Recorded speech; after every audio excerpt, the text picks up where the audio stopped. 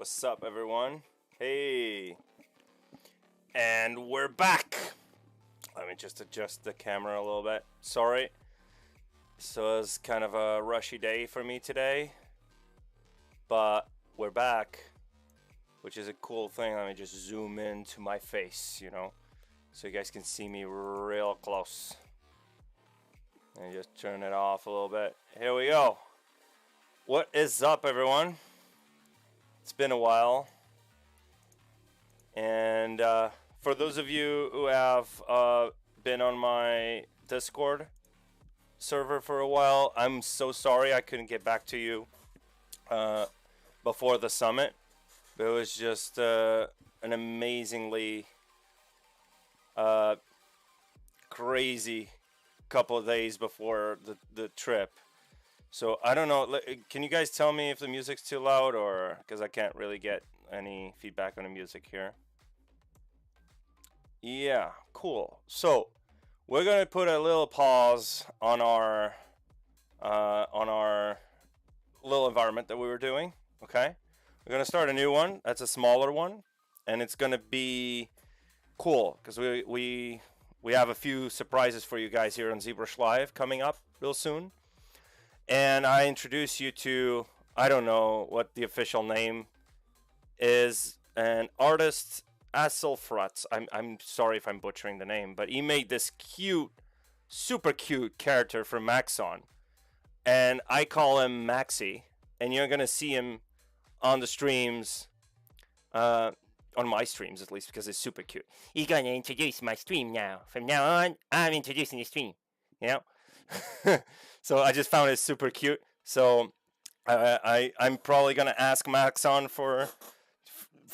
to produce some of these. I don't know if they'll comply, but it would be awesome because this little guy is just so cute. So I have him like right here on my tablet. So yeah. Well, I know what was announced on the summit. I was there in the audience for ZBrush for iPad, right? That is looking awesome, and I really want to try that. So I don't know. I don't know anything else, man. I know what you saw on the stream for the ZBrush Summit, and that's it. And even if I knew, I couldn't really tell you. So, but I'm being honest when I say I really don't know. So, yeah. So what we're gonna do, as I was saying, is we're gonna do a little thing called fan art. Fan art! It's fan art time. So you guys asked, this was by suggestion from someone in the chat that was really, like he or she, I don't know, really had a crush on my Majin Buu character. So, and I was like, okay, maybe, because I'm not a character artist, right? I know anatomy because I drew from life for like 7-8 years. So I know a lot of anatomy, but I'm not really, that's not my profession, right? My specialty is environments and real-time environments for that. So I thought, well, maybe we could do something, some fan art, Dragon Ball Z related, of course, because you know me. Like, for those of you that know me, it's like, thank you.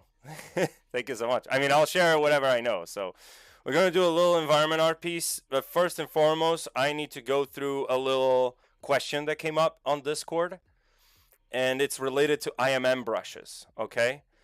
So we're going to go through IMM brushes, at least to the extent of my knowledge, and then we're going to jumpstart our little blockout here, and I'm going to do it on my project.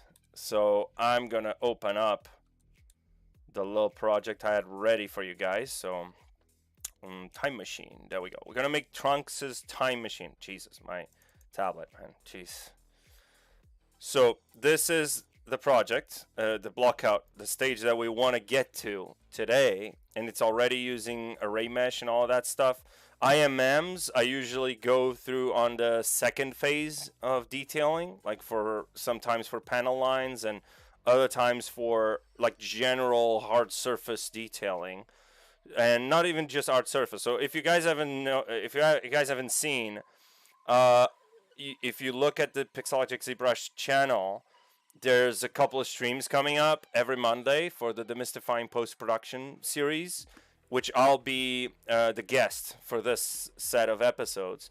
And I'll run you guys through the entire process of creating a full environment all within ZBrush. If you guys want to stay tuned for that, it's next Monday, 9 a.m. Pacific time. So it's like 5 p.m. my time, which is like London, Lisbon time. So you guys do your math for your time, right? So we're going to go through the entire process. This means like a whole array of features.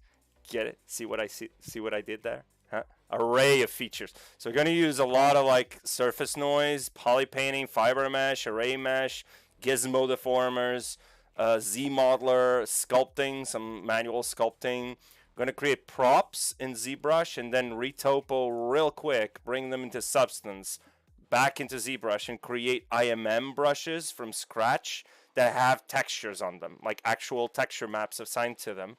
So that's going to be also a good segue for, I don't know if you're in the chat, for whoever posts that question on Discord, I can shout you out from the Discord server right here. So if I go to the ZBrush, to my official Discord here, like Rodolfo Silva official Discord, Q&A, the question came up for IMM brushes was from, oh Jesus, I'm streaming, I can't see the name. I mean, you know who you are, right? So it's streaming, so it doesn't show the name, you know, for security reasons, obviously.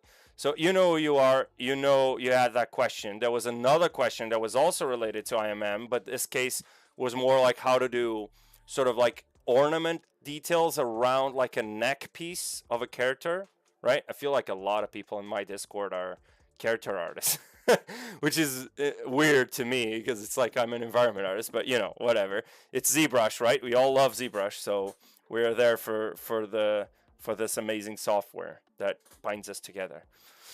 Such an emotional moment. Okay, so aside from that, let's go over IMM brushes, okay? So I'm going to start off, let me just clear my document here. And this is a Polymesh 3D. I'm going to make this a Polymesh 3D, but just for the example. An IMM brush essentially is a brush that has like a whole library of models or tools, right, assigned to it. And you could just pop them up. And I know you guys know what an IMM brush, but I'm just saying this for people in the audience that might not be aware of what an IMM brush is. So an IMM brush it stands for insert multi-mesh, which means you have a bunch of meshes on the top row, and I'm going to create one just so you can see. And then I can actually bring in some pre-made IMM. So I'm just going to go over to the IMM model kit, which is, in my estimate, the most complete IMM brush I've seen.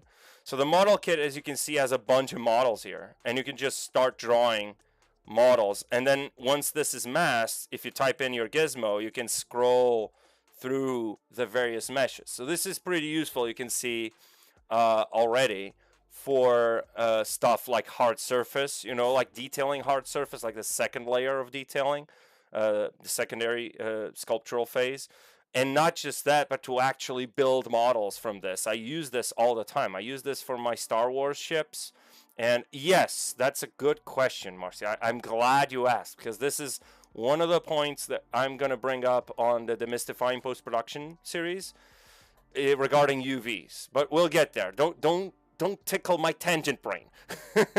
I'm the tangent guy. I'm like Paul in that sense. I go off on a tangent, just crazy. And you were my student, so you know, right? you know I go on tangents. So all right, so IMMs basically is just a brush that allows you to just pop in a bunch of different assets, and this is useful for stuff that's going to be repeated all over a scene or all over a model. You know, like let's say a gun has a bunch of like little bolts. You would use something like IMM to just put the bolts there, right? And Paul did an amazing presentation with new features coming up for IMMs. Just switch. I could switch this one now on the fly with a press of a button, which is, even though it's not masked, you know, and the pivot is not there anymore, ZBrush knows a lot of information about this. I still don't know how that works because I haven't tried it, but right. So to go back to what we're doing, let me just go back to the standard brush. The standard brush. Yeah, there we go. Sorry. And let's just delete this one. And I'm gonna insert cylinder, whatever it is, like a cylinder 3D, right? So this is already a polymesh 3D. You don't need to do anything else. Let me just delete this one. We don't need this one. I'm going to create something here, right? So first of all, I like the gizmo, right? I'm a big fan of the gizmo, probably because I was Paul's student. So Paul is a big fan of gizmo, and I got used to it. So it's like, once you get used to it, it's like, why even insert and then yada yada, you know, just use the gizmo. So cylinder 3D here is quicker, let's say, to get something like this, for example. So you could have something like this, and then let me just say go ZModeler and just insert multiple edge loops, and then just insert an edge loop right over there. And maybe I'll go and polygroup this poly loop. And just create a very basic model that you guys can actually see what's going on. Then I'm gonna Q mesh polygroup island, just Q mesh the entire thing. So now we have this weird kind of boltish thing. And we could even have like the IMM model kit and just create our own variations of these. So we can have something like, for example, let me see, one I like. So, nope, no railings. No, I want circular details. So circular, maybe I'll have something like this. So I can even, instead of just dragging it out, I can even control drag, which means I'm duplicating this, right? And then just tap this thing, and it's gonna replace, because I have the gizmo, right? So now I can scale it down. I can come over here and say, okay, I want this to sort of bridge to that. So maybe I can even scale it down even further. And then I can reverse my mask. Go over here with my ZModeler brush. I love some ZModeler. Go flat island. And then just have like something like that. Which means maybe I'll do this from this side. It's not going to fit this one because it has like not enough subdivisions. But it's just for me to get a little bit of a gap there, right? So if I go over here and just say Q mesh flat island and just go in, do this, and then maybe push this back a little bit. Right, cool, whatever. We have just crease this and reduce the crease level. Whoops, a daisy. Go crease level like maybe number 3, smooth subdivisions number 6. Now we have this weird kind of thing that I just made up, right? Now, if we go to the brush palette, we can create insert mesh brush, but we can't create multi-mesh. And this is because IMM brushes, when they're created, they're looking at the subtools. And if you have one subtool, it's going to create an insert mesh brush, which is a single mesh. If you want to have multiple meshes in your IMM, you need to have another subtool. So I'm going to duplicate this one. And just for the simplicity of this demo, I'm just going to go over to this model kit, and I'm going to replace this with something like this, right? So this is our second model, right, on our IMM. So we have two models, and we're going to rename those because those names are going to be retained. These names you see over here on the IMM meshes, these are the names of the subtools once you click Create Brush. So we're going to call this Bolt 2, and the top one, we're going to call it Bolt 1. I usually call them IMM underscore bolts because when you look at up here, it retains the name of whatever subtool you have selected. And sometimes when you get a lot of tools, which you do for hard surface particularly, and for environment art for that matter, it becomes pretty hard to sort of get organized and realize what you're doing, right? So we have 1 and 2 meshes right over here, 2 subtools, right? So if you go to any brush, doesn't really matter which brush you have selected. Go over here, now you have Create Insert Multi-Mesh activated. So now you are able to click this button. And we're going to click this button. It's going to create an IMM brush with those 2 subtools right over here. So that said, now this brush has a bunch of settings basically unlocked that you didn't have before. So if you go to the stroke palette, you have the curve functions, curve modifiers. These are for the curve brush, right? We call it curve brushes in ZBrush, but it's IMM curve brush, right? And if we go over here, which I have my brush palette right over here, and I drag it over. In the brush palette, you have a little button in the modifiers that says these are a bunch of features that will change the way your IMM works. So you have stuff like the modifier itself and strength modifier, which for us it's irrelevant. Project strength, so if you push this up, it's going to follow the curvature of whatever mesh you're drawing on. And a bunch of other features that are exclusive, let's say for curve mode. So we have to make this a curve brush, right? For environment, what would you consider ZBrush's biggest strength? Also, hey, so everything. And I'm not just saying this. Let me just put my face here on a low, because I'm like being covered by that ZBrush Live thingy. Right. So I'm not just saying this because I'm on ZBrush Live. People on the chat that know me know that I've used ZBrush for everything. Like if you go to my portfolio on ArtStation, everything there, including the retopology, UV mapping, everything was done in ZBrush with a bunch of small little things that I use Maya for, like UV packing and stuff like textile density, stuff like material ID assigning. That stuff that's more like the bridge between ZBrush and Unreal. I do that in a DCC app like Maya, Cinema 4D, Blender, whatever you want to use, right? Yes, I do use Designer, but I use that for different things like texturing and stuff. I use that for particular textures that I want to apply in VFX or TechArt. So it's something that's going to be using multiple textures, multiple variations, and I don't want to have to sculpt everything by hand. In that particular case, I use something like Designer, yes. But for stuff that's actually terrain-like, especially if it's slightly stylized, I prefer to use ZBrush because it allows me the full flexibility of actually having to hand sculpt the textures. Of course, if you're in a tight deadline and you have, you're in production, you probably want to use something like Designer. But that depends on the project, right? So, going back to this, as you can see, we have an IMM brush, right? But now if we drag this, you can see it's not oriented properly, right? So it's not oriented properly because when we clicked create IMM brush, the mesh was like at a 3/4 angle. So one thing that I see all the time in students, particularly when they get to like IMM and stuff, they always make this mistake, and it's understandable because usually you just go over here, create IMM. Why is it not working? It's because ZBrush looks at the model in relation to the document, like from where the camera is, and it captures that from that angle. So now when you draw the mesh, it's going to be drawn from this angle. So if we go up here to the front, you can see it's being captured on that particular angle, right?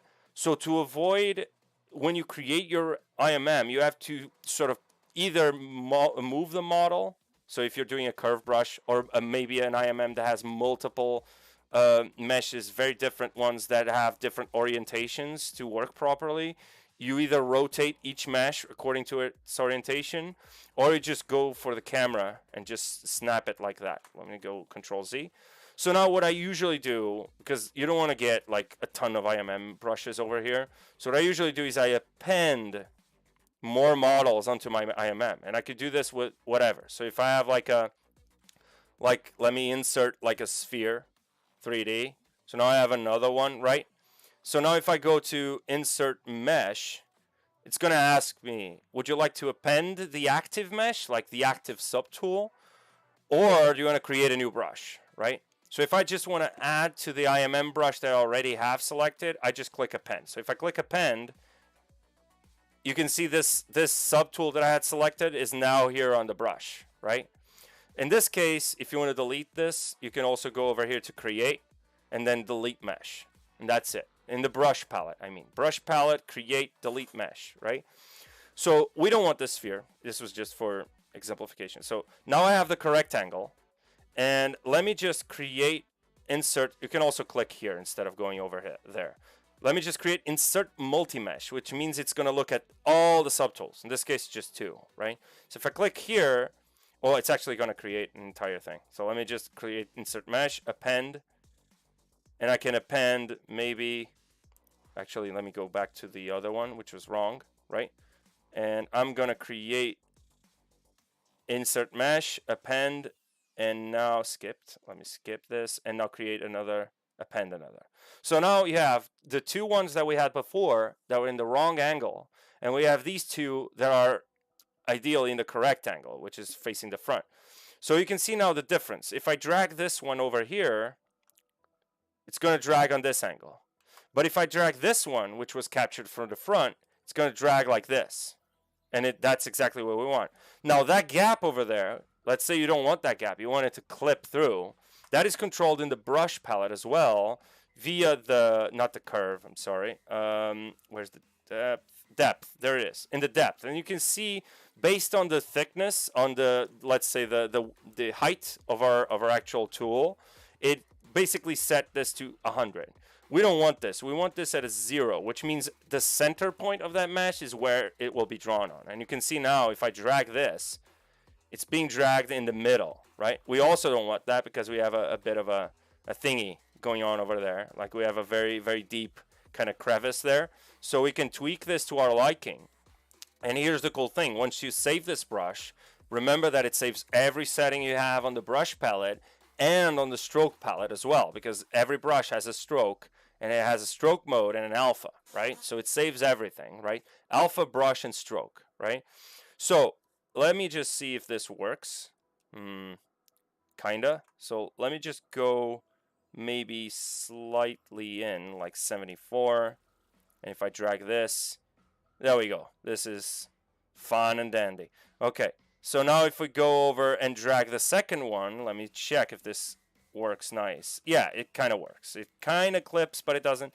Now, let's say you want this to sort of curve around the mesh. You go over here to the modifiers that I mentioned before, and you up this projection strength. And if you go to the projection strength and now you draw this out, it's going to project on whatever other mesh you had selected. In this case, we're doing this. So if I want to drag on that one, I select this subtool, right?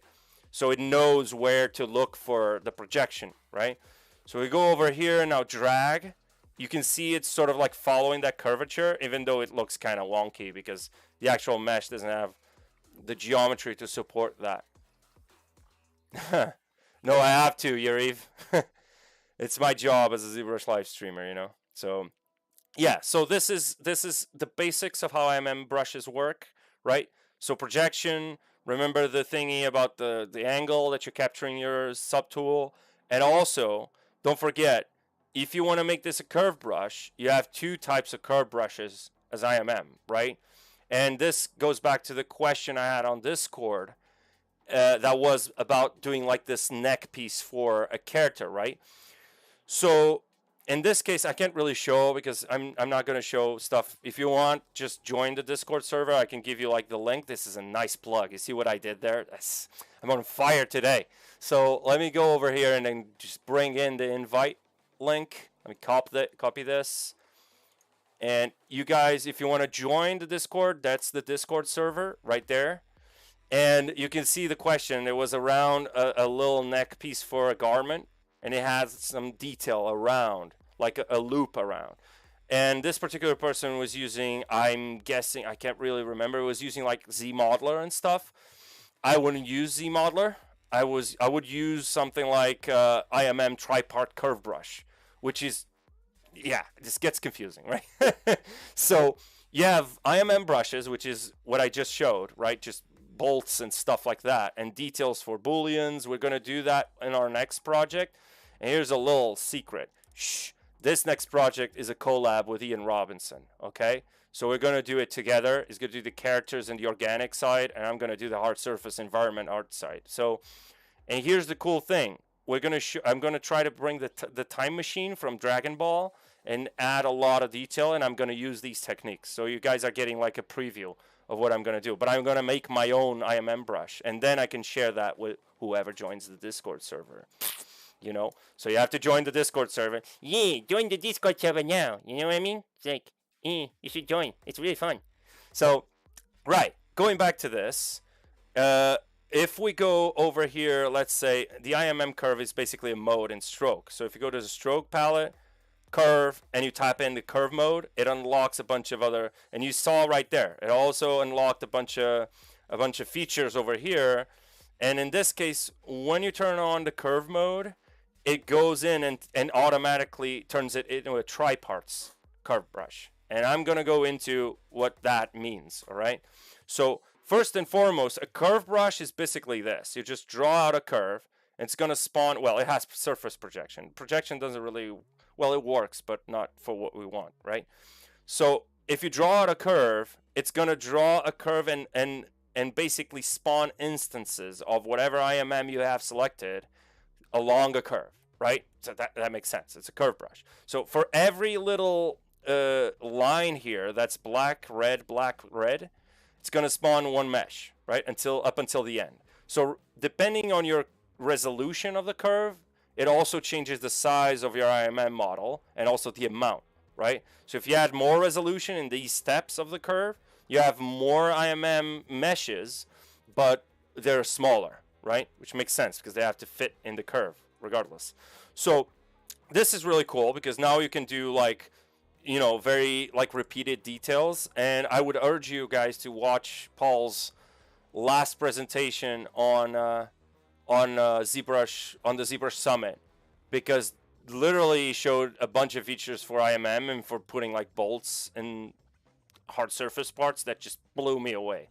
So if you guys have the time, just go to the last day. At least you should watch the whole thing, you know, because it was amazing. But just at least go to the last one, the last day, and the last presentation, which is the new features coming to ZBrush, and just watch the whole thing. Trust me, it's amazing. So Rodolfo era sucesso, cara. Yeah, that's right, Emmanuel. Tá tudo. Ó o tempinho, cara. Yeah, taking notes, man. You know. So, I mean, I'm just showing you what I know, right? There's a bunch of different things here. I'm pretty sure little tricks and stuff that I'm still learning from Ian, Paul, and Louis, man. I'm literally still a student. That's the thing, right? You're always a student as an artist. So, all right. So going back to this, if we up the resolution, so if we go over here, curve res, and then just tap, it's going to update the resolution of how this flows through the mesh. So it's basically how it's reading in the mesh. The draw size changes the size of the actual curve. You can see like how big the lines are. So now you have, well, this is how the curve resolution is working, right? So if you had like one or maybe a max bend angle, so this bend that's happening over there, it's related to like the bend of the curve and the bend of the mesh. So if I tap this, you see that it's bending less. So it's not following that curvature of that cylinder as much. So let's just lower the res for now. And what we're going to do is we're going to tap this down. And then when we tap, we get more. You see that? So that's literally what's going on right over here.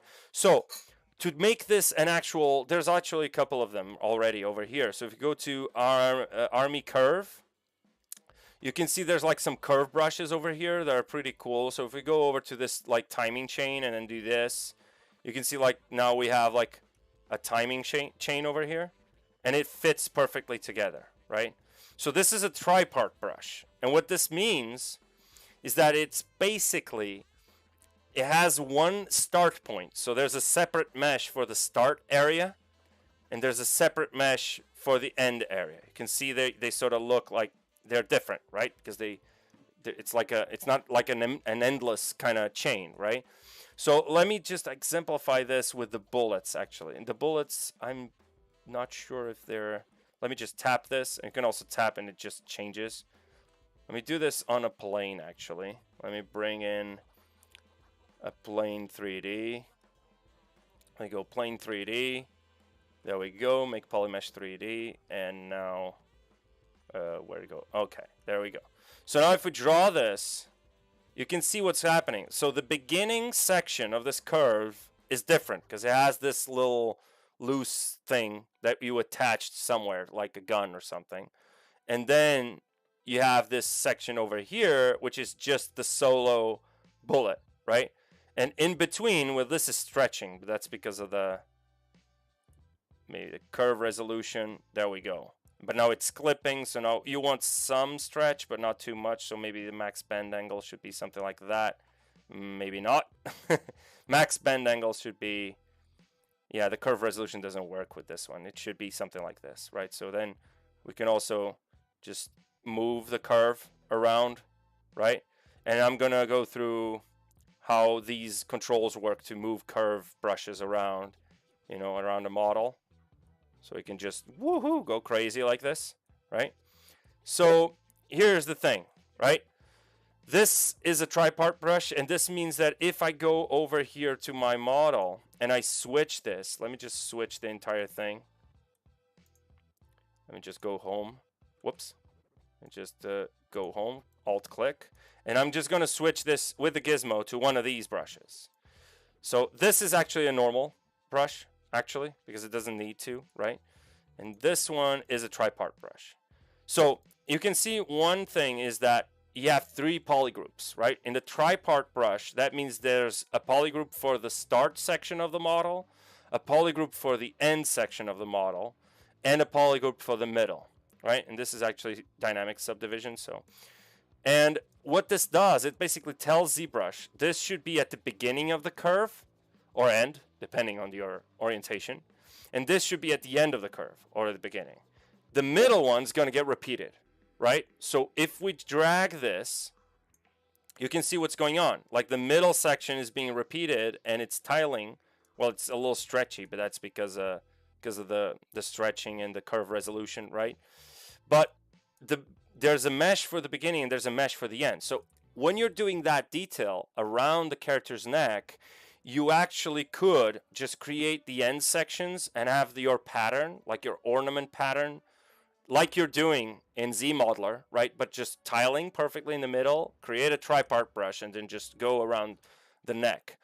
So for that example, I don't know if we're wasting too much time with this. I don't know if you guys are enjoying this, but I mean, I just love doing this. So let me just go over and just bring in a polycylinder 3D. Whoops, a polycylinder. Cylinder 3D. And yeah, we can have like a little torus here maybe. Like maybe 32 because I like power 2 numbers.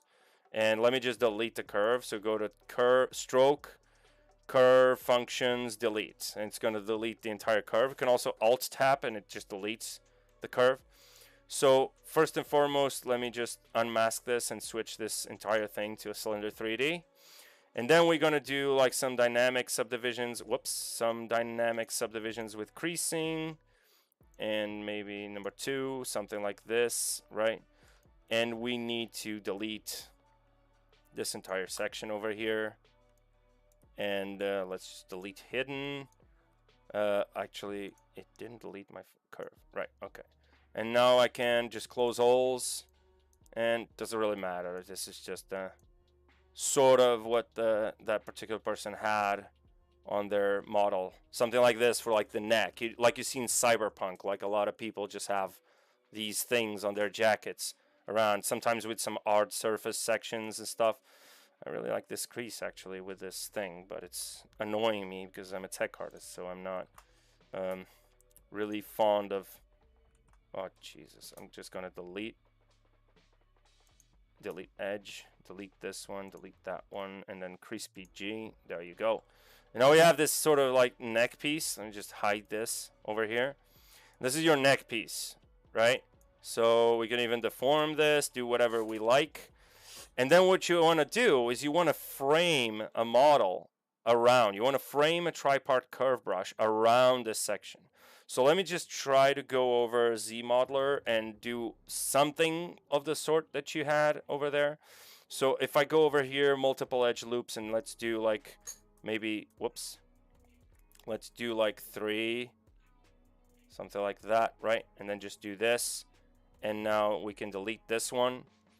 And now we have, actually, let me paint this over here and paint this over here. And now we can do extrusions on polygroup islands. So QMesh, polygroup island, and just push this out and then push this out as well. Something like this, right? So crease again, and now we have a little panel that's sort of like this. Okay, this is kind of creasing badly over there, but it doesn't matter for this example, right? So one cool thing you have the ability is to do, let me do a multiple edge loop Let me just add an edge loop over there in the middle, right? And then we can polygroup this, polyloop, just to have two separate polygroups over here. So it kind of intersects with that. So they have like a border there. And you're going to see why, right? I have a couple of triangles as a tree. Yeah, exactly. So yeah, you just delete the triangles. It doesn't really matter. So this is sort of what this person had for their character, like around the neck. It's not exactly like this, but it doesn't really matter. And if you want to frame something over here, like an ornament or something, let me just go over here, make Polymesh 3D, and create something real quick. So like a polycube, and maybe let me just, I don't know, let me think. Right, so maybe a next thing. I don't know, like a next kind of pattern over there. So let me go single poly, maybe just, I don't want any subdivisions. Maybe I want subdivisions over here, but I don't want them over there. And I want this to be thinner, something like this, right? And I want to delete these quads over there. And maybe I want to delete these two. And now this has to be one single polygroup, right? And then what we want to do is we want to have something like this on the other end. So let me just invert this. This has to be a single subtool. Remember this, because it's one entry in your IMM. So if you have something like this, right? And then you have, let's say, you have like, let me just paint this polygroup and paint this polygroup. And now let me bridge. I don't know if this is going to work. It doesn't matter. So connect this poly with this poly, and connect this poly with this poly, and then I'm going to cut this and basically merge them together, right? So I'm going to go insert 1, so it's in the middle, and 1, that's in the middle, right? And now we want to go over and actually let me do something a little different. So I want to do this, and I want to have this mirrored over. So I could do essentially, if I mirror and weld, exactly. So if I mirror and weld, let me think this through. Let me mirror and weld this. Whoops, not like that. Let me just turn on local symmetry, go to the center, and mirror and weld. On the x-axis, yeah, mirror and weld. Come on, it's dynamic, right? Mirror and weld. And now we can mirror and weld from the y-axis as well. Whoops, but different orientation. Mirror xy. All right, doesn't work like I intended, but whatever. Let me see. Actually, I could do this differently. Let me go back. Let me go to QMesh. Have something like this, right? And then just have this over here. Have it be a polycube. Something real simple. So something like this, right? And then I don't want any subdivisions.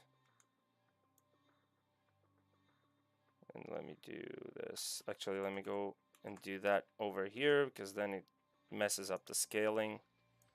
So doing something like this over here, and we could do, I'm trying to think of this to become like sort of interesting, and I know that's not the point, but you know, so something along these lines. And now we can start, we can rotate this down like 45 degrees, and now we can bridge this. So now if I bridge this, and it doesn't matter if it's perfect or not. So something like that, then we can fix that all other thing. So let me just bridge this entire thing. Whoops. Over there, right? And maybe we can scale this up a little bit. Right, so something like this. It's a weird freaking thing, but all right. So again, just dragging, Control Shift, selecting, Control Shift Q selects the poly group. Control Shift A selects everything because it's connected, right? In this case, I'll just grow this a little bit and then shrink it, and then maybe unselect this area and Control W. So now we have 3 polygroups. Actually, no, we have something like this, and now we can tap this off and this off, Control W, and now we have 3 polygroups, right? So if now I go, let me just crease this, give it a little crease so it's nice, and do a crease PG as well. Let me do this so it retains dynamic subdivisions as well, right? And for the sake of an example of a question that came up on chat regarding UVs, I'm going to make some quick UVs over here with ZBrush so you can see how it retains them, the UVs, and on different scenarios, right? So first of all, let me make this a little thicker, something like this. And now I can insert an edge loop over here, right? And actually, I'm going to need to do the polygroups again. So polyloop, there we go. And now we can just select this. We could actually have just selected that anyway, but whatever. I'm going to go over here, select this, another polygroup. I have to do this again. Select this. It's another polygroup. And this is another polygroup. So now we have 3 polygroups again. And what I need to do is actually go over here and expand. Actually, I did that. Oh, Jesus. I'm a little jet lagged still, so guys, bear with me. So if I go over here now, these are 2 polygroups. I'm just going to go run the UV master real quick. So UV master, turn on polygroups, turn off symmetry. Well, it's symmetrical, but who cares, right? So, and if I unwrap, it has now like 2 shells. So if I go over here again, Z plugin, going over to this and say flatten, this is our UVs, which is messy as heck. But for this example, it doesn't really matter. I'm just trying to get something quick to show you guys how this kind of works, right? So let me go on flatten. I usually have the Z script over here, Z plugin, I'm sorry, and just unflatten this and go back to brush. And now I need to reassign those polygroups for the sake of the tripart, right? So Control W and whoops. Let me just unmask this, Control W, and whoops, and this Control W. 3 polygroups, right? So this is our base mesh for our IMM curve brush, and what we're gonna do is, okay, I want this to be drawn like this, right, from this angle, because if you did something like this, it would draw, well, let's try it, right? So I'm gonna duplicate this just to show you guys what happens even on a curve brush. If this one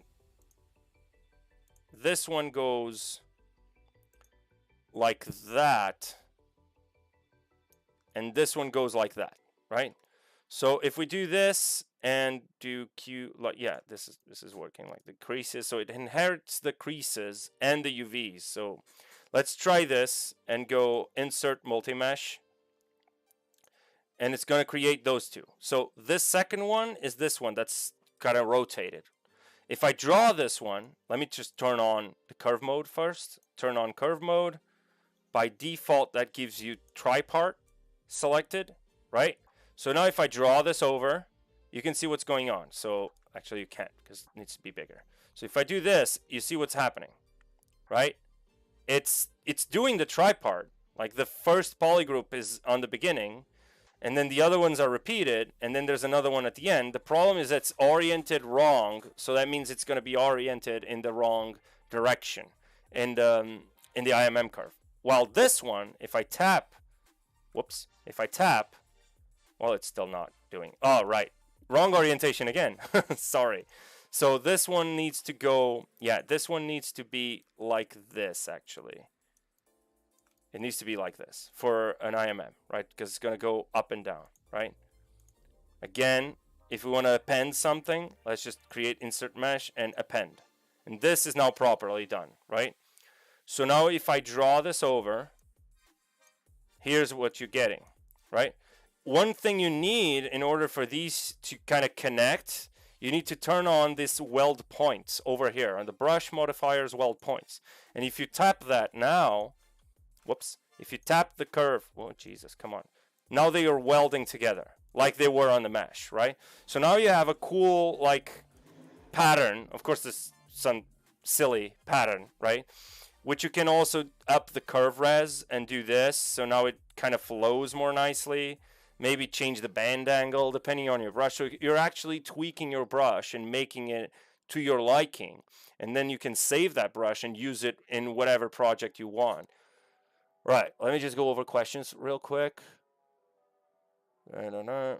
When work you ask questions, there's a way. Thank you. If there's a way to put one of the subtool that is not in the middle, I put subtool into the exact middle of the screen. Okay, so you have a subtool. Let's say you have another one of these. That's, whoops, a daisy. It's not, yeah. So you have some of these that's like over there. Is that it? Is that a question? If that's the question, you can just, with the gizmo on, you can just press the unmasked mesh center. So you make sure, like, if your gizmo is over here, click this button, it goes over there.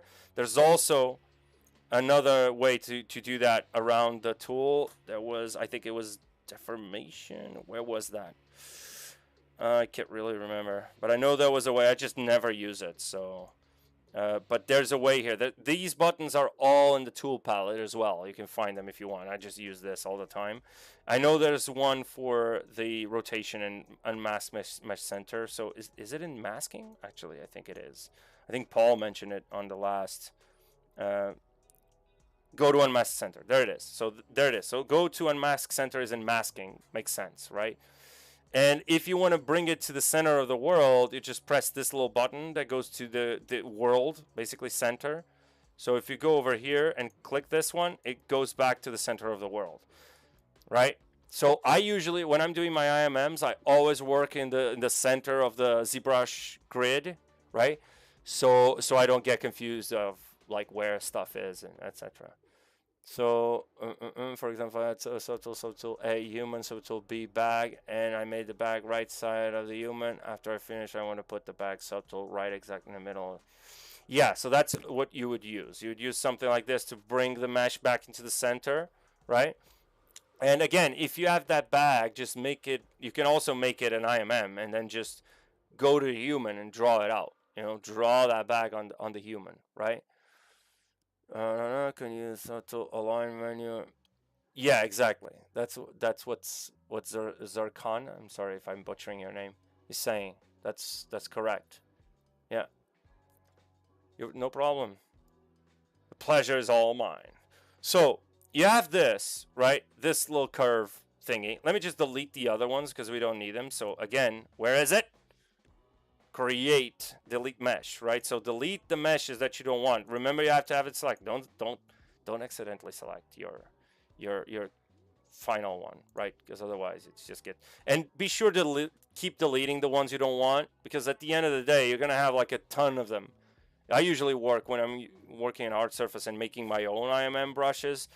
It comes to a point like the Star Wars ship, I didn't do that because I was using Paul's IMM brush that we get from Sculpt Corner. If you guys want to join, that's actually a good place to learn from the best, you know, best in the world, right over there.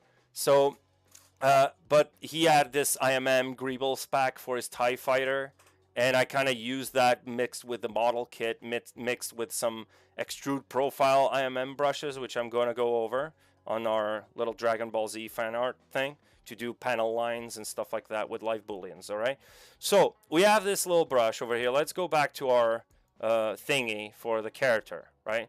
So you have this, and one thing that I usually do, you have a bunch of options over here under curve functions and curve modifiers. So let me just bring this over here so I know what I'm doing. I need to create another menu just for the curve. I used to have it, but for some reason some of the features got deleted. But to showcase to you guys, I'm not going to use my quick menu because you don't have the same menu as me. So if you go over to the stroke, like you would in any brush, right? Right now, you only have one stroke. That is now, but ZBrush, the next version of ZBrush is going to have multiple strokes here. And that's one of the things that's incredibly cool about the last presentation at the ZBrush Summit. You guys really need to watch that. I tell this to everyone I meet. It's usually the grand finale in the summits that is the most mind-blowing to me. It's when they show new features in ZBrush, which is, it just blows me away. You know, every time they just add stuff, it's just insane, right? I love it. Love me some new features. All right, so going over to the curve, the stroke on our curve brush, you have to have your curve brush selected. Stroke, alpha, and brush are all related to the current, well, not all of them. The alpha is kind of related, but it's related to whatever you have selected over here, like your alpha, your stroke, and your brush. So these three things, that's what these palettes are controlling. The brush, stroke, and this one, the alpha. They're controlling these three things, right? We were tweaking our brush, which means we're tweaking the actual nature of our brush, how it works, how it behaves. Now, on the stroke, we're going to actually tweak how it shows, let's say, or how it spreads, how it spawns the meshes around our mesh. And in the stroke, there's a couple of menus here, curve, curve functions, and curve modifiers that you're going to tweak to create your actual final and perfect IMM Tripart curve brush, right? So these are controls. In the curve, it's basically controls of how to move the brush around, like selecting the brush and just dragging it, how it behaves with your actual pen, you know. And curve functions is basically, it's what it says. It's functions that do stuff and create curves, right? So let's say on our mesh that I select these ones. I have one polygroup over here and one polygroup over there. So two polygroups, right? And I want to frame this, all right? I want to frame this curve. I want to create a curve around this, okay? If I want to do that, I would probably want to have a frame the mesh by polygroup. So if I do this and I click frame, it now has a curve around that it loops perfectly around this. So you can already see what sort of things you can come up with this stuff, like belts, like satchels, like everything that has to do with like character clothing. This is incredible, right? For that, anything that's like belt or a wrap around like a fist or something, that you can use curve brushes for that, right? So we don't want this intersection. So what we can do is actually just have a different polygroup just for that middle section. Actually, I can go over here and maybe just, well, I can delete my curve brush. Let me just, my curve, I'm sorry. Go over here. Not over here, I'm sorry. It's in curve functions, delete. Yeah, it's in curve functions. Anything that's related to the actual curve, it's right over here, right? Stroke, curve, curve functions, or curve modifiers, okay? So going back to my ZModeler brush, I'm gonna just paint some polygroups over here, right on the border, and some more over there. And now I can actually, these ones as well, I can actually just polygroup flat island and just tap this and tap this, because all I want is this section over here, right? So I could even, well, no, let me just select this. So now I have the two faces. And now if I run on auto groups, I'm going to go to the menu so you guys can see. If I go to polygroups over here, polygroups, auto groups, since they're not connected in my current selection, it's going to give me two separate polygroups, right? And now I want to get rid of that one. So if I want to get rid of that one and I want to have these two, I can now just deselect these top ones, Control W, and have a separate polygroup over there. And now Control tap these two and have only those two polygroups selected, and now frame the mesh. So now you have only that area with a curve, okay? Now you go back to your IMM Tripart brush and you just tap. Oh, that's too big, so no good. Smaller brush, and remember, go over here and it has to have weld points. Okay, so now if I tap again, it's welding perfectly. It has an end point, it has a start point, and it has a repeating pattern in the middle, right? And you might think, oh, but that's just too much work, right? I could just sculpt this. And that's true. I would go that route if you're just doing some quick iteration stuff. But the cool thing about this is that you have to remember, this has UVs. This has UVs, and this has polygroups assigned, it has creasing, it has everything that's like production ready. So this is dynamic subdivision, which means you get the lower poly and the high poly if you want for something like baking. And it has UVs already. So it's baking ready. You can just bake it, you know, in something like Substance or even in ZBrush. I would use Substance for that, but because of the texturing pipeline and stuff like that. So I don't know whoever posed this question on Discord. I'm not gonna say his or hers name, but this is sort of what I would do in your particular scenario, right? In your character around that little section. Of course, this pattern is ugly, but you can take your time to just create your own little patterns. Create a bunch of them actually for different characters, and then you don't have to sculpt everything by hand. You just go to this curve. You want a different variation. Let's say you have another one. Tap it again, and it creates a different variation. So, you know, so let's say now I want a hose or something. Let me go to another one. I just don't want to waste your time with creating another one. So army curve. I want a hose. Just tap this. It's going to change. Of course, this mesh is a little bigger, so now maybe you want to adjust our size. Tap there. Now we have a hose around, for some reason, a hose around this sort of neck piece, which actually kind of looks kind of cool. Looks cyberpunkish. And again, this is hovering over. If you want to mess with that, you go over here to the depth, and then you push it down, and then all you have to do is tap the curve, and it's going to sink in a little bit, right? Let that sink in. Okay. There you go. So you have all these things you can do with IMM. There's a bunch of other things that you can do with IMMs. I do them for like panel lining and hard surface models. I use them for even on trim sheets when I'm doing, again, hard surface primarily. But you can do this for like environment art. I'm going to show you guys how I use them for a full environment within ZBrush that's rendered in ZBrush on our demystifying post-production episode next Monday. So 9 a.m. Pacific time. If you guys want to join, that would be cool. I'm going to go over all these things and more, from array mesh to gizmo deformer, surface noise, using masking techniques with surface noise to create fiber mesh patterns and stuff like that. So yeah, so that's the thing that's going to happen. It's going to be awesome. It's a very simple, small environment.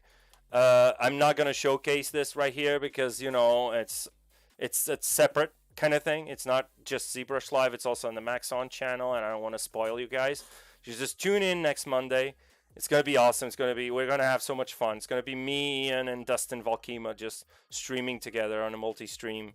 It's going to be 1 hour, so I don't know how I'm going to do that in 1 hour. Let me guess. ZBrush is faster. So ZBrush is going to help on that department. So, yeah. Did I hear you talking about make trim sheets in ZBrush? Yes, I do all my trim sheets in ZBrush, except when I want a lot of variation and I want a lot of like iteration, like very quick iteration with an art director, for example. I would use something like Substance Designer, which takes a little longer to build the actual trim, but once you get it built, you can just create variations very quickly with the nodes because it's nodes based, right? So something the same as terrains. Like I could easily just sculpt a terrain, which is something you would do for something like a height map for a terrain, right? But I use Gaia most of the times because it's easy to iterate. You can just change a node and change the aspect of the entire terrain, right? Casey Forster, do you have a portfolio? I do, sir. So here we go. I'm gonna show you my portfolio. Okay, I'm gonna link it up here shamelessly. Linking my own portfolio on chat. There you go. That's the portfolio. That's ArtStation. I'm using ArtStation currently. It's a little different now. They changed the UI for some reason or whatever. I don't really like this one, but I guess you get used to it.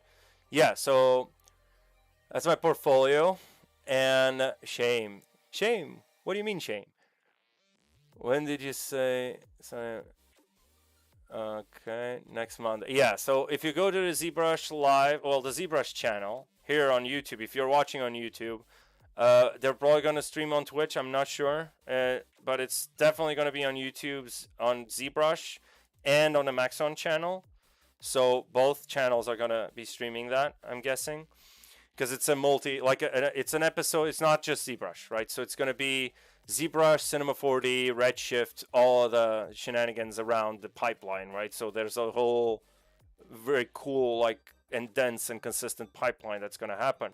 That's when Dustin comes in, because he's the Redshift Cinema 4D guy. I'm just a ZBrush dude. So, yeah. So that's going to be fun, right? And, okay, so I hope this helped. And if you're not watching the stream, you know, like you will come over probably in the future and just rewatch this, and you're gonna see what's possible. And again, on Discord, I can also answer questions if you guys have any questions regarding any specific feature, any specific tool that I might know. I don't know it all. Okay, I know what I know, and I can teach what I know. If I don't know it, I'll just tell you, and maybe I'll research and help you out anyway. But that's my nature, let's say. So yeah, this is IMMs. This is how they work. IMM curve brush in a gist, right? There's much more to it. You can also have a taper. So let's say you want to have a taper. This is cool. I just want to show this. Last thing, I promise. All right, like Boy Scout promise. So if I go over here to the curve modifiers, where's the curve modifiers? Oh, it's up top. There you go. There's a curve fall off thing. So basically what you're saying, you want to fall off, but what does this fall off control? Does it control the intensity of the brush? Does it control the size of the brush? So if I want the size to be controlled, and now I tap this, whoops, I tap with the hose. You can see it starts off normal, like normal size, the size of your brush, right? So it's like this size, and then it tapers down to a point. I don't want that, so usually what I do is I have something like this. Actually, it's the other way around. This is the beginning, because it's inverted, right? When you create a curve, the beginning point is always there, and that's the end point. So you have to figure out how to, like, there's a way to reverse your curve as well, because it depends on the orientation. So I don't want this beginning point to be that tapered, so I could just tap again, and now we have this weird. This is how I would create horns, for example, in characters, or horny kind of stuff around like a door or an environment, or like a rock that has like a curve to it, or maybe like tentacles for characters. Anything that's kind of like a curve around an environment or a character, I would use this definitely. I would use a Tripart's brush. I use this for my Diablo scene. There's the horns, like the Lilith horns. It's not a character, it's an environment piece, right?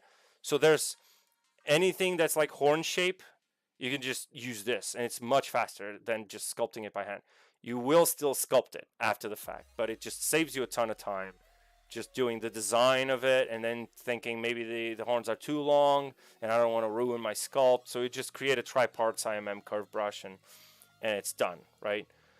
So I have a whole like breakdown on my portfolio. If you go to that link over there on the Gate to Sanctuary fan art environment in Unreal Engine, there's a whole like breakdown of how I use IMM Tripart curve brush to create the horns, like Lilith's horns, and that demonic kind of door, right?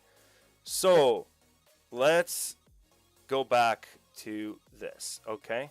So I don't know if this answered one question. There was another question actually that was also kind of related to IMM, and I'm not sure if this helped, because this person was having a particular issue with the curve kind of stretching, right?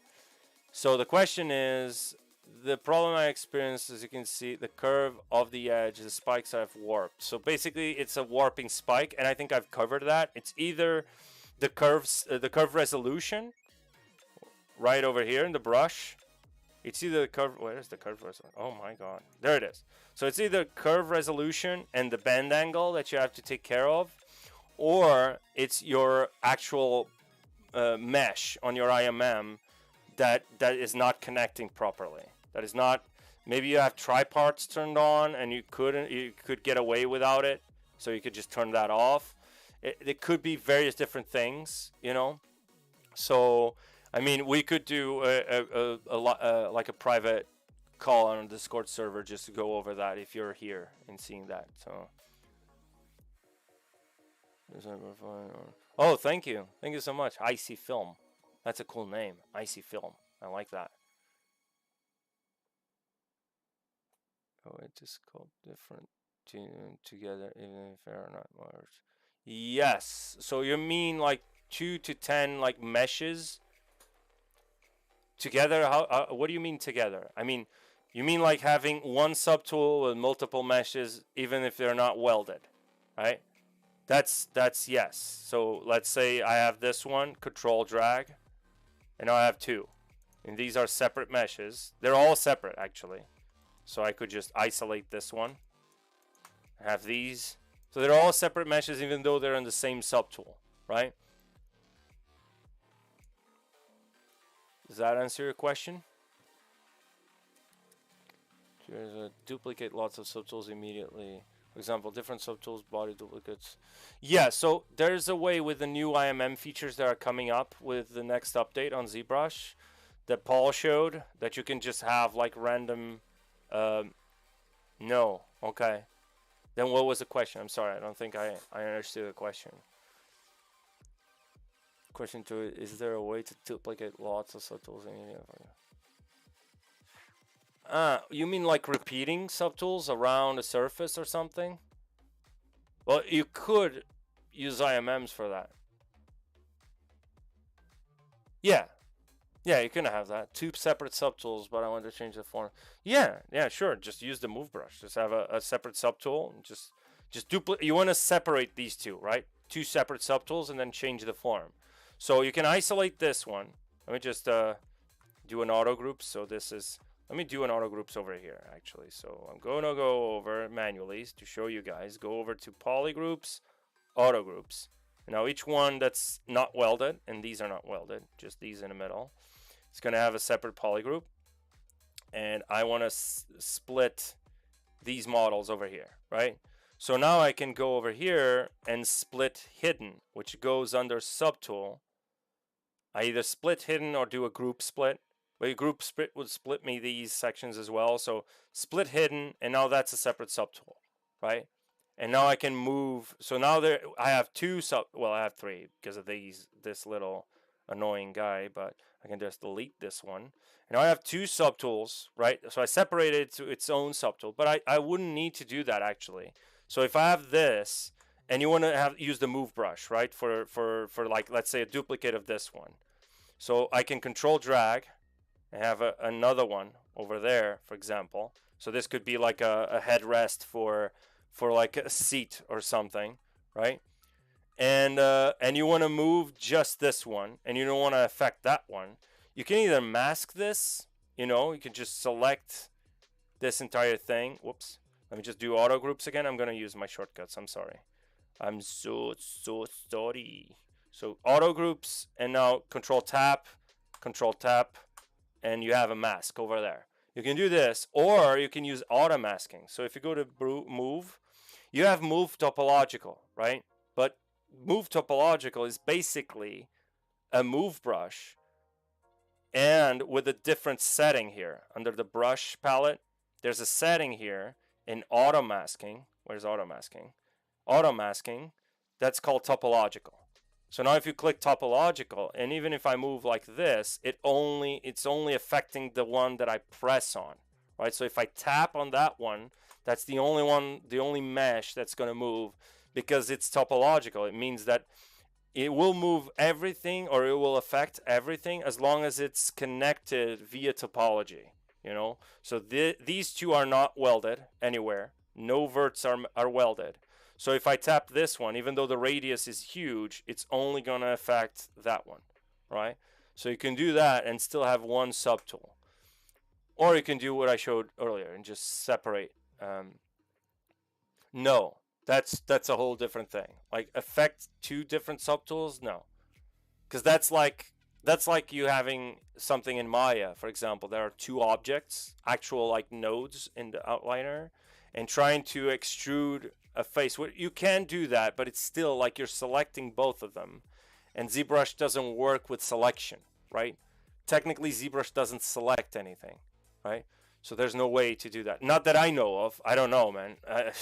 Seeing Paul work, I wouldn't put my neck on it, because he always comes up with these crazy... Sorry, just closing the door over there.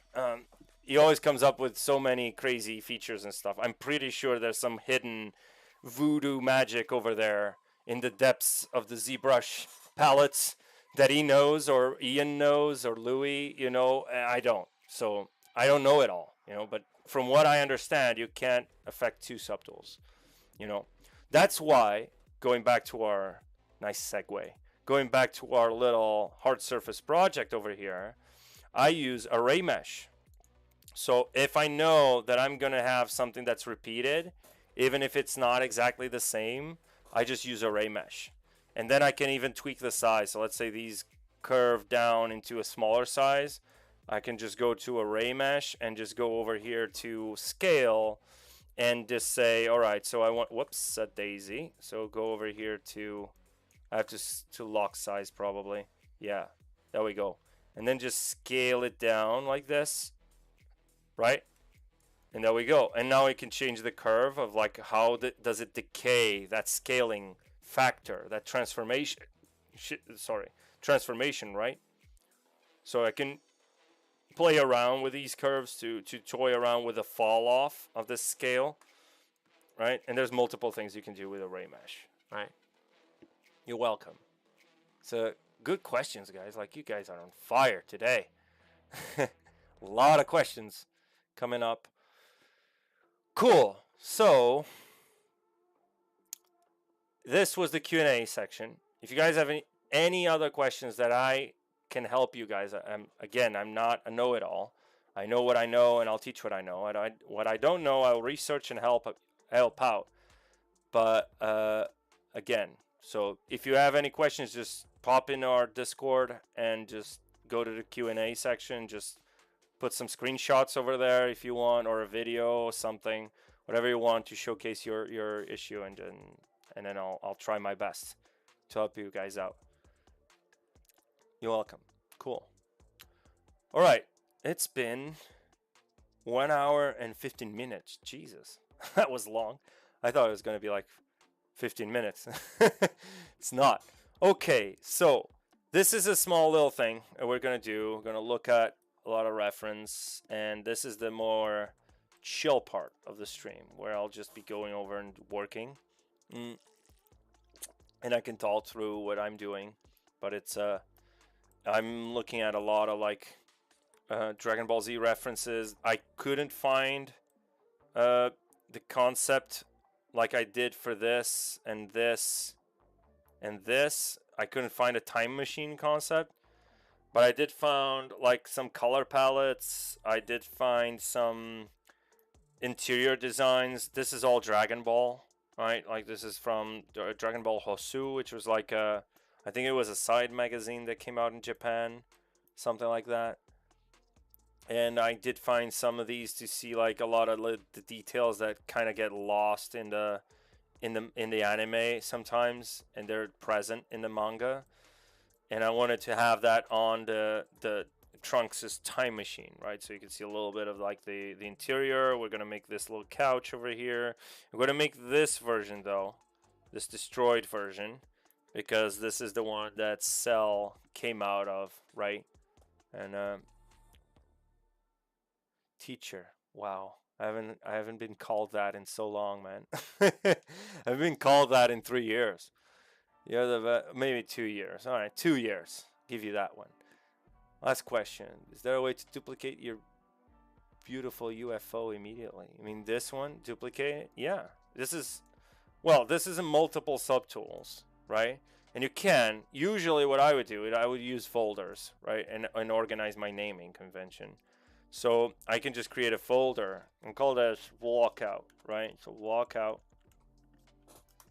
And I usually do that, and then just drag these onto the folder, right? And having a folder, this is like a group in Maya, right? Like a group of models, like a group of nodes. So Control G, basically, in Maya. So you have something like this, but also it kind of works like a layer in some, let's say, in some scenarios, particularly like live Boolean scenarios. It kind of isolates this. It's like a mask. So if you press this little gear icon right over here on the right of your folder, you have like a bunch of options, right? So transpose set is basically the pizza box thing, where you just move everything at once, but it's ruining my array mesh, so I don't want to, for now, I don't want to move it. But this is basically this is what it's doing, right? So you have transpose set, which allows you to move everything. Transpose add, this is, as long, you have to have like multiple folders for that. And there's duplicate. So if I duplicate and click OK, it's going to create 2 folders now. So now effectively I have multiple. I can just transpose set this one, and you can see I have like 2 ships. It's doing this crazy thing because of the array mesh, right? So it's because I have a lock position on my array mesh, so it's kind of staying there in the middle, the center point of the array. But you can see, so it basically duplicated the entire folder, right? Yes, that is true. Toriyama's art is charming. Elisio Pino. Trace mesh density process to reduce mesh density. Yeah, so that depends on the pipeline you're working for. If you're working for games, and depending on the model, of course. If you're doing a hard surface, I would highly recommend having a manual retopology kind of workflow, maybe mixed in with some Z-remesher. But I wouldn't decimate a hard surface model just because of the normal thing. There's some weirdness that could happen in your sharp corners and stuff when you're in game or in rendering, you know, because it has like a lot of triangles and small triangles and then big triangles. That's not really cool for like the surface normal lighting behavior that you want in your model, especially for hard surface. For organics like rocks and stuff, it's really doesn't matter as long as you're not having some particular guideline in production. Like if you want to have some effects artist or something destroy that, you might want to have something that's a little cleaner, and then that tech artist could bring that into something like Houdini or maybe in Maya and do that destruction, that kind of simulation destruction. But yeah, so it all depends on your workflow, of course. I do all my topology in ZBrush. I don't touch Maya unless it's something like very specific that I want for a particular like UV layout. So if I need an extra loop or something and I'm already in Maya, I don't want to go back to ZBrush, so I just use Quad Draw and the surface live surface workflow. Other than that, I do all my my retopology in ZBrush. So yeah. So is there a faster way to drag lots of subtools into a folder? Not that I know of, but I might be mistaken. So maybe, I don't know, I haven't tried that. Let me try that. Let me just maybe delete folder. So now these are all out of the folder. Just deleted the folder. And now I can create a new folder. Several visible subtools currently activated. Yeah, you can do this transpose, but yeah, that's what I figured. I just tested this out right now, live, and it works. So you have the pizza box thing, right? So let me just hide this folder. So we're always seeing are these subtools, right?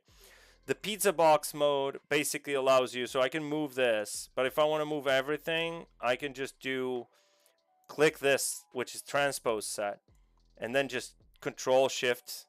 Usually you would get something like your current subtool selected, right? And then you can add to that selection. Just Control Shift Tap, which is the selection brushes, right? And just add to this. And now, and that one too. And now you can move everything. But the cool thing is that once you have that selected with the transpose on, you have to have your gizmo on. Probably. Not sure. It's the first time I'm trying it. So, and now if you press new folder, it's going to ask you, there are currently more than one visible subtool that is activated for this multi-transpose, right? Would you like to create a new folder containing all of these subtools? And you click yes, and now you press whatever, and now you have a subtool folder with all the subtools, right? So there it is. Subtool master is a copy and paste folder. Yeah, but yeah, sure. If you have like hundreds of subtools, which you can when you're doing hard surface, that is useful. Yeah, this is the more like straightforward approach, especially if you're already having like this selection to move a lot of stuff. I use this all the time in hard surface because you have like an arm, but an arm is just not a single. It's not just a single subtool like if it was an organic character, right? It's a bunch of like little pieces in hard surface, a bunch of panels, a bunch of like inner pistons and stuff like that. And you want to move the entire arm, so you have to move multiple subtools at once, right? So you have to use something like this, something like the transpose set. That's what it's called. I just heard Paul call it pizza box mode for so long. It's pizza box now for me. So no way. No. Nobel Peace Prize? What? No, you're too kind. I mean, no. No. Yeah. All right. So it's been really working on my hard surface work. I was just reading. Started reading OG Dragon Ball again. This stream is awesome. Surprise. Cool. I'm glad you're enjoying it. Right? I even got this out of the shelf again, and I'm starting to read this. This has artwork from like cover art for the Shonen magazine, like stuff like this. It has some hard surface stuff sometimes. I don't know if you can see on camera, but there's like incredible artwork over there. There's also OG Dragon Ball artwork, you know. So it's I like art books, man. I sometimes can't find stuff on Pinterest or Google, and I find it on an art book randomly. So yeah, dragging multiple subtools into a folder. Yeah. If you're working art surface, that can be a drag, because you're literally dealing with hundreds of subtools, right? Yes, I love Dragon Ball too, as you can see by my cam view right over there. That Majin Buu.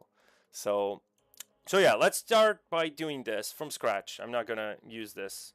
So we're gonna go over, create a cylinder 3D, make polymesh 3D, and we can start with my gizmo. I love me some gizmo primitives. So if I go over here, there's a sphere, and I use this sphere to, first of all, one of the things that you're probably gonna see is that this model is not gonna have like a ton of detail for a while, because one of the things you want to keep in mind is this is still a sculpt per se. Even though you're doing hard surface, you need to approach it in a sculptural manner. So you only concentrate on the big forms first, and slowly and very gradually you chip into the secondary forms, and then it's you go into the tertiary forms right at the end. And that's usually the one that takes the most amount of time, but it's like the last 5% of the model, right? Last 5% takes 95% of the time, you know? So there you go. I'm not going to go crazy on details. I'm just going to add more details to what currently you can find online. Because most of the images that you see like are either like already created fan art, like this interior cockpit over here, or they're like toy models, like model kits, which have some more detail. You have some panel lines over there, even though this image is blurry AF, but it's still there. There's some panel lines over there, and I was thinking of actually getting this one because I like to have the model. Again, like Mr. Paul just influencing my life, you know, making me spend money on model kits. But a lot of like these fan art pieces have more like panel lines than the actual anime. Like the anime one, which is over here, you can see as like it's very clean, right? This is the movie one. This is from Dragon Ball Super, which is even worse in terms of detail because they do very clean artwork. I think too clean for my taste, but whatever. Even in games, they don't have a lot of. This is not. This is. I think this is fan art. This is fan art. Definitely fan art. But you know, but it has like a little bit more detail. So this is sort of like what I am aiming for. And then we can even do some little changes to the design. Like, because one of the things I always found it weird is that I'm pretty sure the mechanism inside the ship can hold it. But if you look at this, especially from a different perspective, like I have a different one over here, like this one, for example. If you look at these things are just too unpractical, let's say. Like, how does this retract? Because it does retract. In the show, you never see it retracting fully, but it does retract. So you have to think about that, and we'll cross that bridge when we get to it, right?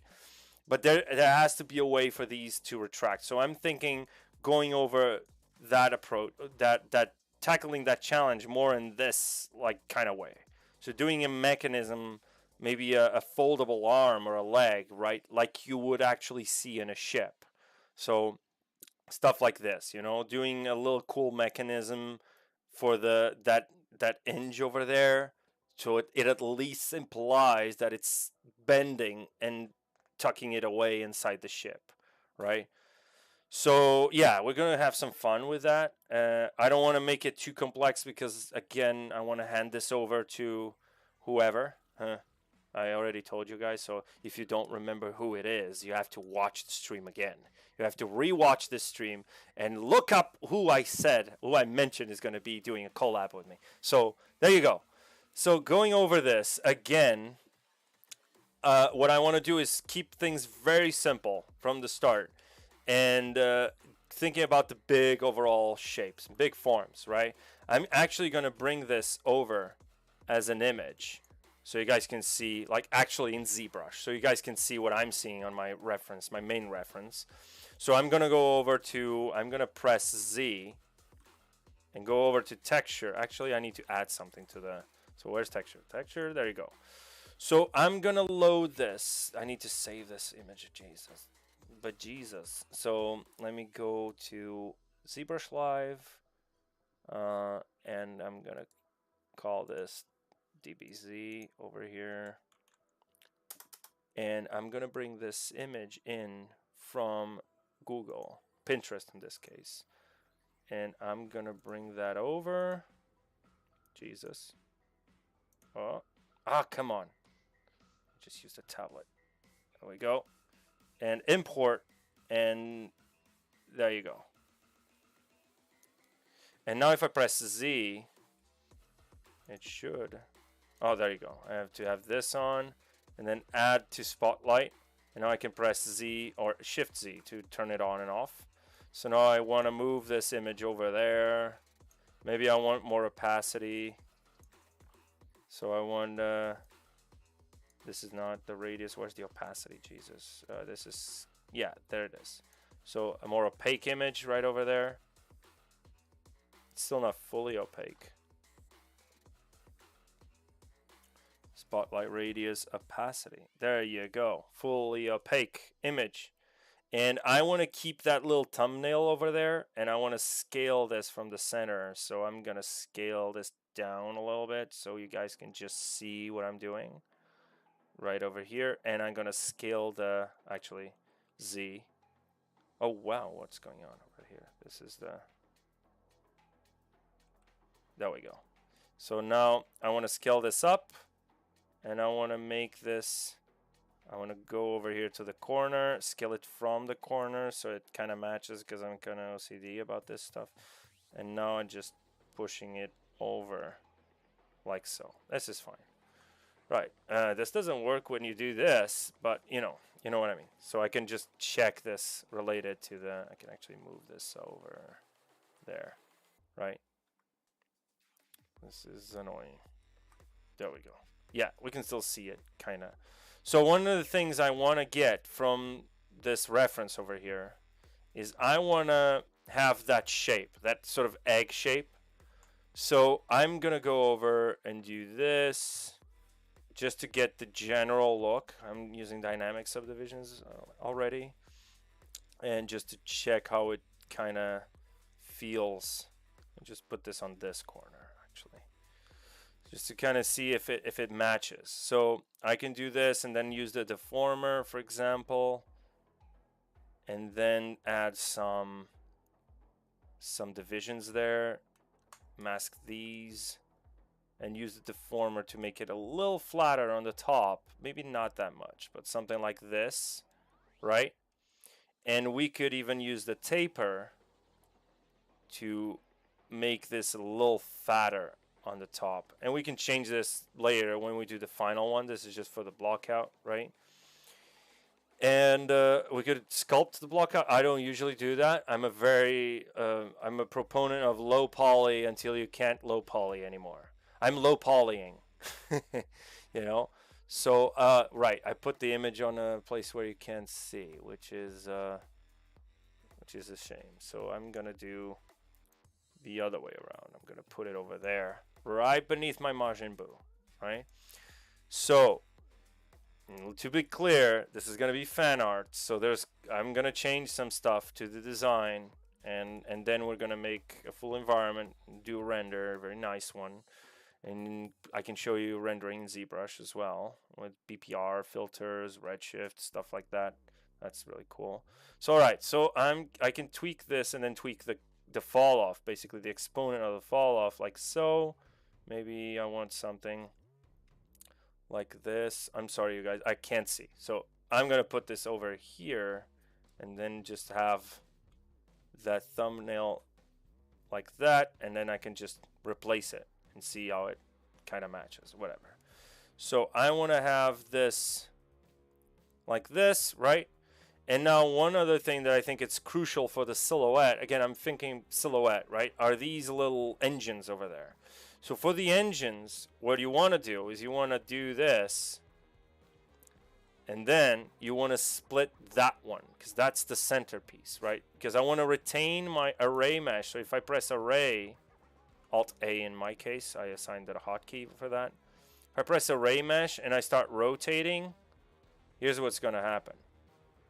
You see the center is right in the center of the object. So what I can do actually is have this duplicated.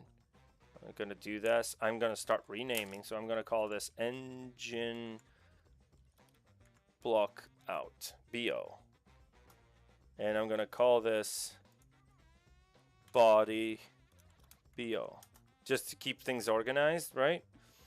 Subtool naming, such a simple yet very easy to overlook thing.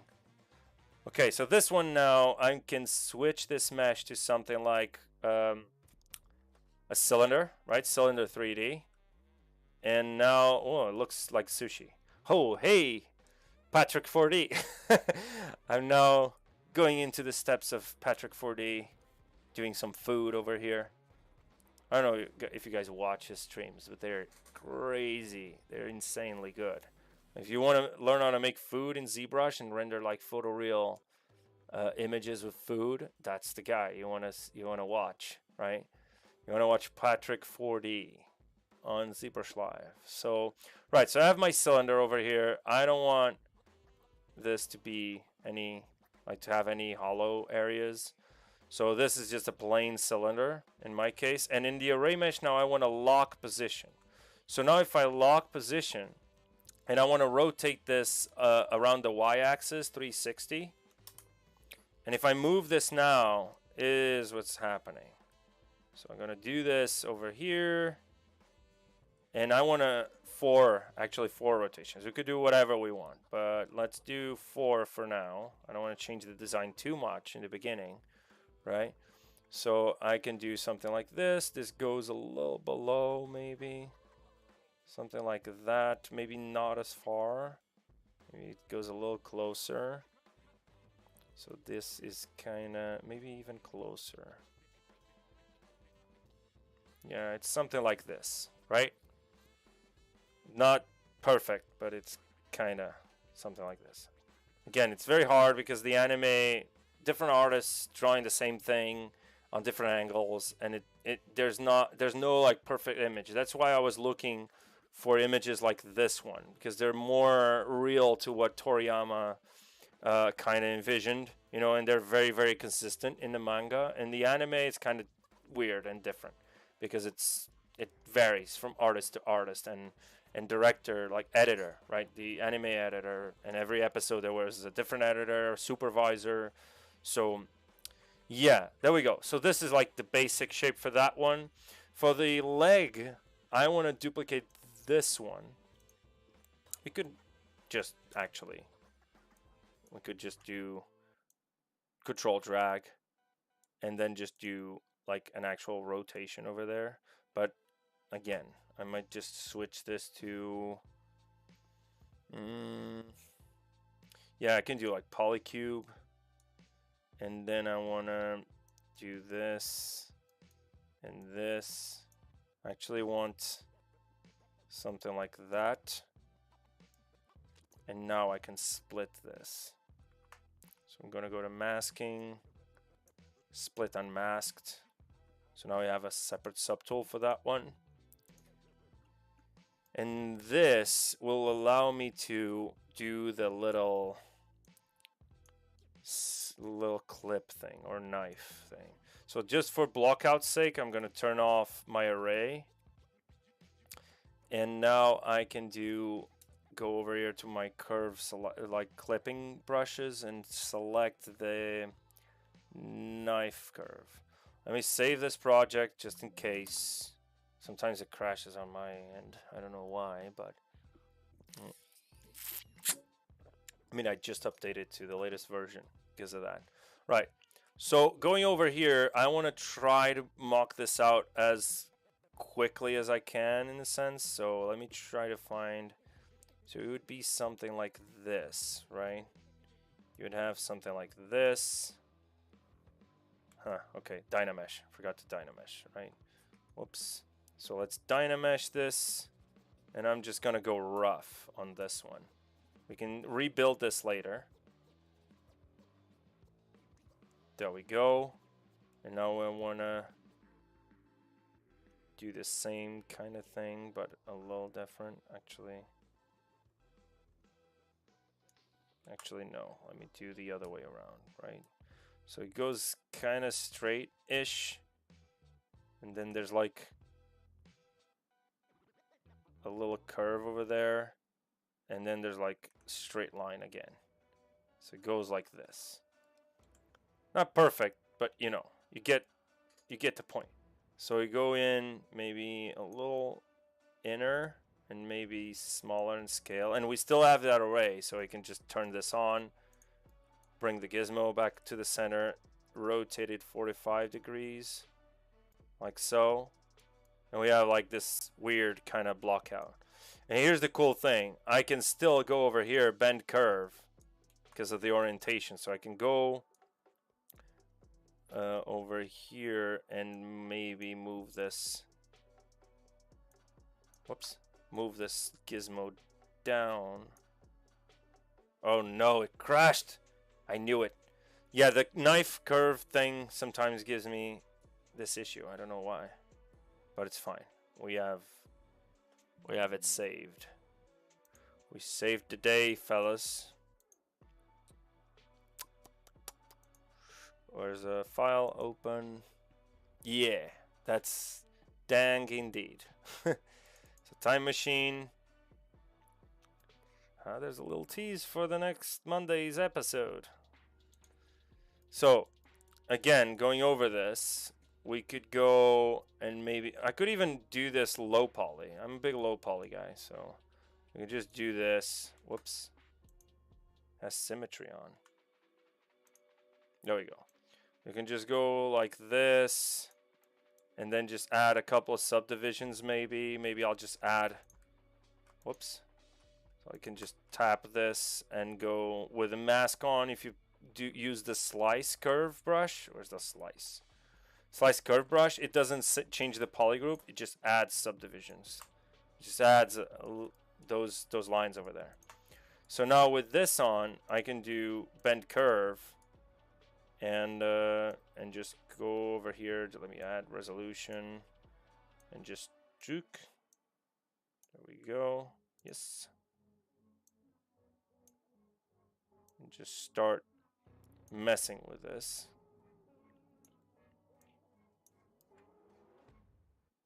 Actually, before I do this, let me reset. I want to crease this. There we go. I don't know why it creased everything, but I want to crease this. It's creasing me that, so uncrease all. Huh, why is it creasing that middle part? I don't know. Whatever. Doesn't matter, because it's at the end of the day, we're still going to tweak that. So, right, so bend curve again. Maybe not as many subdivisions. Maybe you could get away with, yeah, something like that. I mean, whatever. And then go over, do this, do this. Actually, we could just use 2 of them for now. I turn on transparency mode so I can see what the heck is going on. And have something like that. Ghost mode. And then have another one, another point. And let me see. Yeah, this is gonna be thicker, a little thicker. It's okay. Let me just crease this. And not that one though. Why is it creasing me everything? Let me uncrease. Edge loop complete. Huh, it's not uncreasing. Huh, it's not uncreasing. This is so weird. Let me merge vertices. Let me do geometry, modify topology, weld points. Huh, this is weird. Something is definitely wrong here. Let me check mesh integrity. Okay. Fix mesh. There we go. And now I weld points.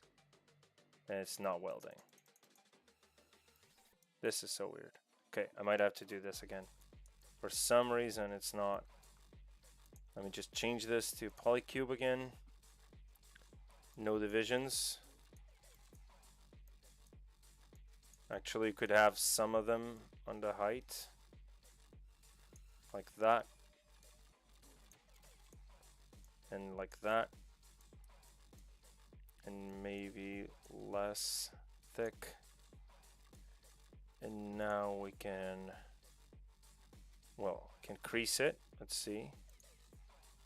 There we go. Now it's working. Something wrong there with that mesh. Maybe that's why it crashed. Yeah, I know. Yeah, but that wasn't the knife one. That was just a regular poly mesh from the gizmo. But yeah, I know what you mean.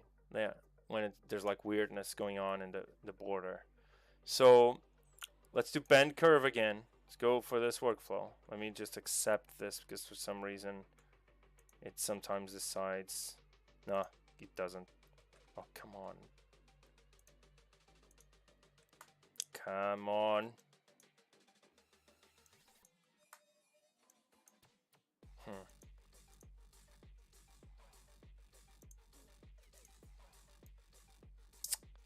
Oh well, I'm gonna do this the hard way. And I didn't want that. So I want to have something like this. Less subdivisions. Oh boy.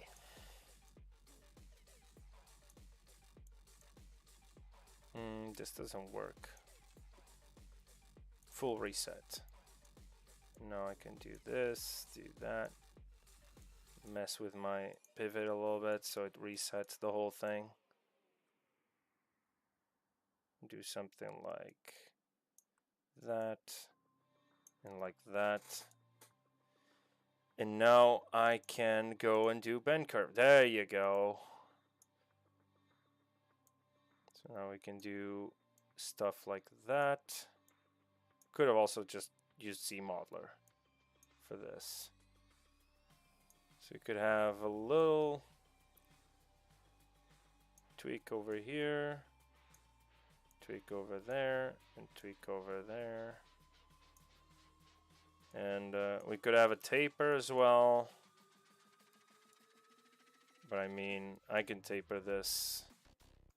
Let me try to do it. I mean, we're kind of going at it rough. So something like that. And then going back to the bend curve, and I want to bend with less. Yeah. So something like that. That's kind of what's in the concept. You know, fairly quickly. It's just it wasn't quick because of the crash thing. But you get what I mean. So now if you rotate this 45 degrees, turn off transparency mode, and we have a little block out of this. And we can just mess around with this because it seems it needs to go down a little bit. This kind of starts in the middle of that. So it's kind of like that. And then it's going to be some details over there on the top. And now for that detail on the top, it's usually a cylinder around that. So just go for generic cylinder. And that is going to be where the cockpit kind of opens up, right? Something like that. Let's crease, change the crease level and the smooth subdivisions. That's kind of it, right? Same thing over here. Oh, Jesus, where did they go? There we go. So in the middle. In this case, I could even use ZModeler just very quickly to go over and say, I want to inset. Actually, I want to polygroup first. For some reason, it sometimes gives me issues. So, and now inset polygroup island. If I do this, I have something like that. And then I can, to make that round shape, let me actually bring in the texture again. The texture, the image. Okay. Why is it not there though? It is on and off. Huh.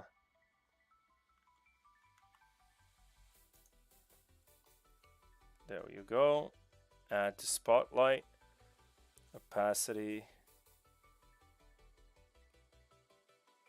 This is quick select. I'm the wrong background opacity. Doesn't matter. Where's the actual opacity? There you go. I always forget the names of these.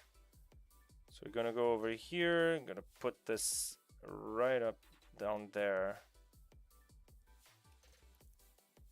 and scale this. What is scale? There it is. So scaling it down and moving this right over there. There we go. Z, and it's there. So you can see those little curves over there.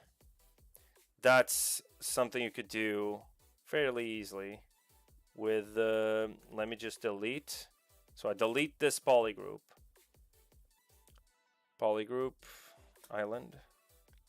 Oh, whoops. Delete polygroup island. And now if I close holes, there's a bunch of features here with the closed convex holes. There's like a circle, arcs and line, round corners, arcs, small round corners, tight round corners. So if I use this, for example, you get, whoops,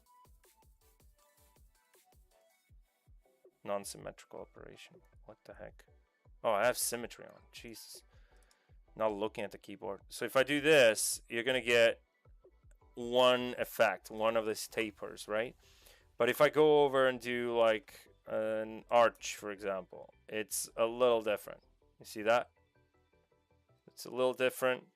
But what I want is actually a circle.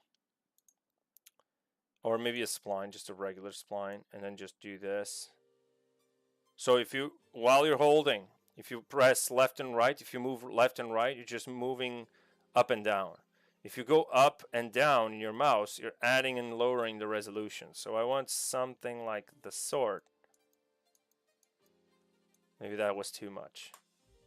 So maybe I want to... All right, there you go. There was a thing here. I can't remember where it was. That was really cool. Where was it? There you go. Ah, it doesn't work. Yes, doesn't work. You see, you experiment stuff. I wondered if this, because this counts as a stroke when you type in to close convex holes, if the adjust last would work with this, with the ZModeler. That would be awesome. If they could add that.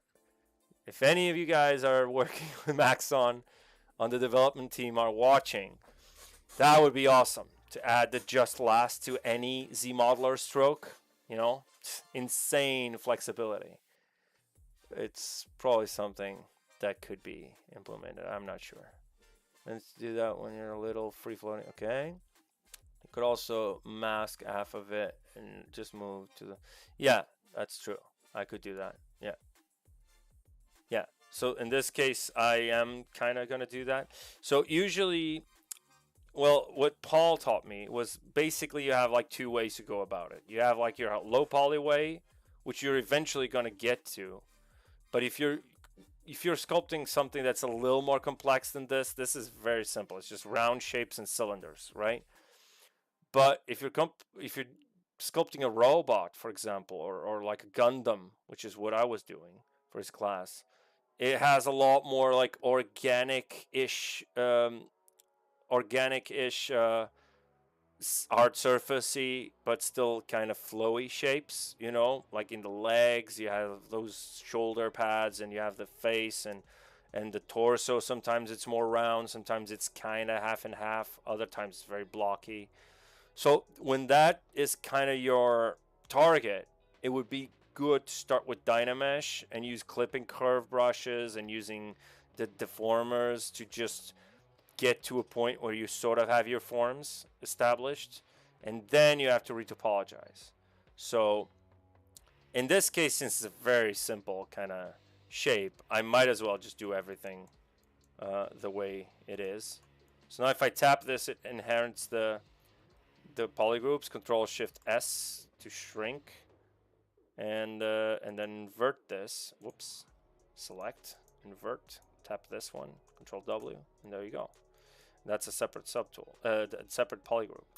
So now let me insert a single edge loop right over there, and now polygroup, polyloop, and now QMesh polygroup island.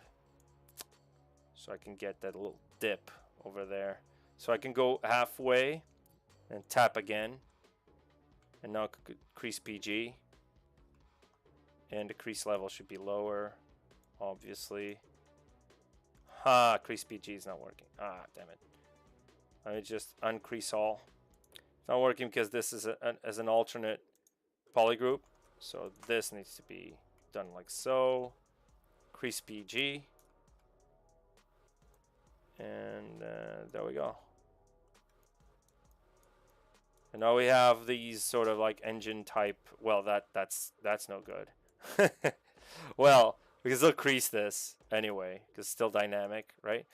But I want to do the bottom engine kind of thing, and for now I'm just gonna use this. I'm just gonna go inset flat island, or maybe just a flat island. I have no choice. And this is why I usually polygroup it first, because then you would have to go over here and just tap this one. And maybe just QMesh. Actually, yeah, just QMesh this thing. Maybe this is the... Yeah, so do this. And let's add a single edge loop around this area. And maybe another one around this area. And we can now delete this one. And get a roundish kind of shape. Crease PG. There we go. And we're fairly close to that rounding over there. We can still just bring this closer a little bit, just push it down to make it even more fitting. That concept, I can't follow that concept 100% because this is not like very true, let's say. Let me uncrease this. This is what it looks like there, but it doesn't make much sense. So I can just crease this and have that over there. And maybe we can even go in QMesh polygroup island. And now if you press and hold control, not control, sorry. If you press and hold shift, you're just moving the entire polygroup. So I'm going to move in a little bit. And then I can, well, I could actually move in even more and then just QMesh outside. There we go. And now I can QMesh in. Oh no, it doesn't leave that. Oh, it's okay. Let's just go and insert an edge loop over there. Polygroup. QMesh. Polygroup all. There we go. A little bit, and then tap again, it repeats. So I have another edge loop over there. Let me uncrease all. Crease PG again. This doesn't need to be creased, so uncrease that one. This definitely needs some Well, not right now. This is the blockout stage. So this is kind of what you're getting already.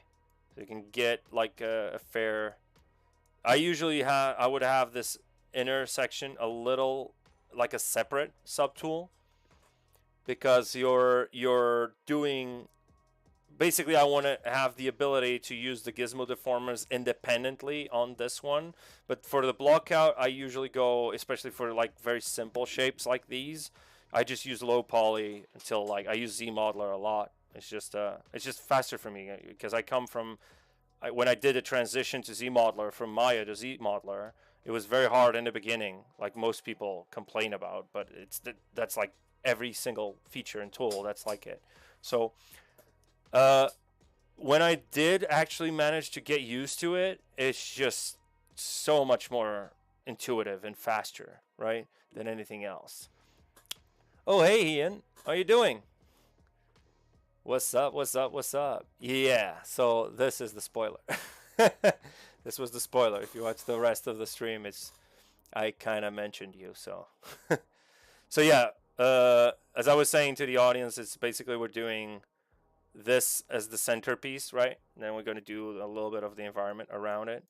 And I mean, this is going to be an ongoing thing. But again, if you guys want to check out full environment art creation techniques for terrain and stuff like big chunks of an environment, basically. Small environment, but it's bigger than just modeling a single piece. It's basically gonna go through next Monday and the next 3 Mondays, so basically 4 Mondays, demystifying post-production on Maxon's channel and ZBrush channel. You guys can come check it out. It's gonna be super fun. Thank you, Ian. Well, it's very simple, but you know, I just crease this because this is annoying. I don't like blocky things, even though I'm a low poly guy. I just don't like blocky things, so I just crease everything and I just tweak this. Something like that. No, maybe less. Maybe like crease level 1 or 2. And then we can tweak this because it's low poly. It's very easy to just go here and mask this and just move this around to get something like that. Maybe we could delete that one for now. It doesn't matter. Okay, so blockout. There we go. You actually caught me on around the moment. Yeah, exactly. So that's the focus, right? So now I'm probably going to do that array around it and then maybe get the basic kind of those tubes that lift up this area. So I'm going to probably split this section over here. I can even do that right now. So if I just isolate this one over here, go over there, just do a poly group. This is what I usually do to split things. So poly group, poly loop around it, and then just tap this one and run an auto groups over here. I already showed you guys where it is, and now I can just say this is an entire poly group, and I can split this by groups, or I can just go over here and split hidden. Again, subtool, split hidden. Subtool, split hidden. And now you have it as a separate thing, but the problem is now you don't have that here. And if you still want that, you can still Control Z, and you have everything back, and you have that other one. So you can have like a little glass on top, right?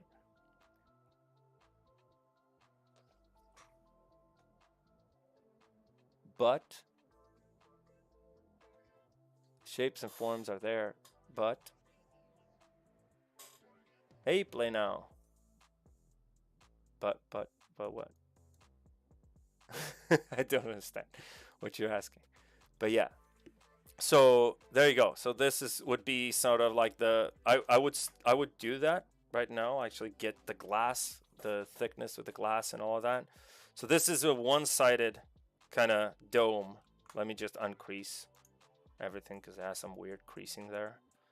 And what we can do is go over here to our dynamic subdivision and do some thickness. And we're going to offset it out. So it goes from there out from the beginning, like the initial mesh. So basically, let's turn down the smooth subdivisions. So basically the original mesh was, yeah. So the original mesh was this. If I press D for dynamic, it's going out from that mesh. So that's the offset. The thickness, you can see it's going out. Now if I do the offset the opposite way, it goes in. But I want to go, maybe I want to go the opposite way. I want to go in.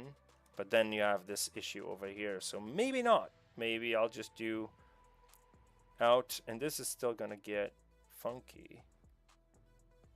So might as well just smooth it a little bit. That's fine. Doesn't matter. It's just a block out.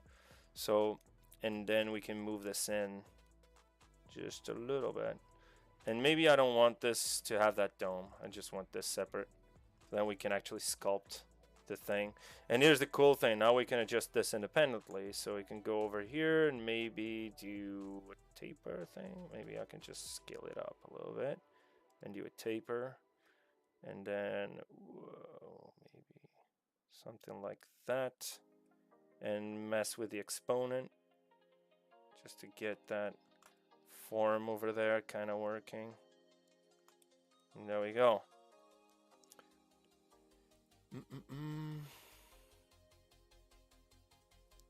Hello, 8363.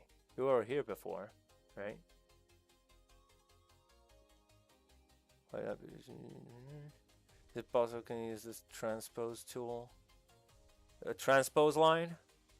You mean a transpose line? So the transpose line is basically the old feature that would allow you to move stuff, but it does a lot more, especially with the array mesh feature.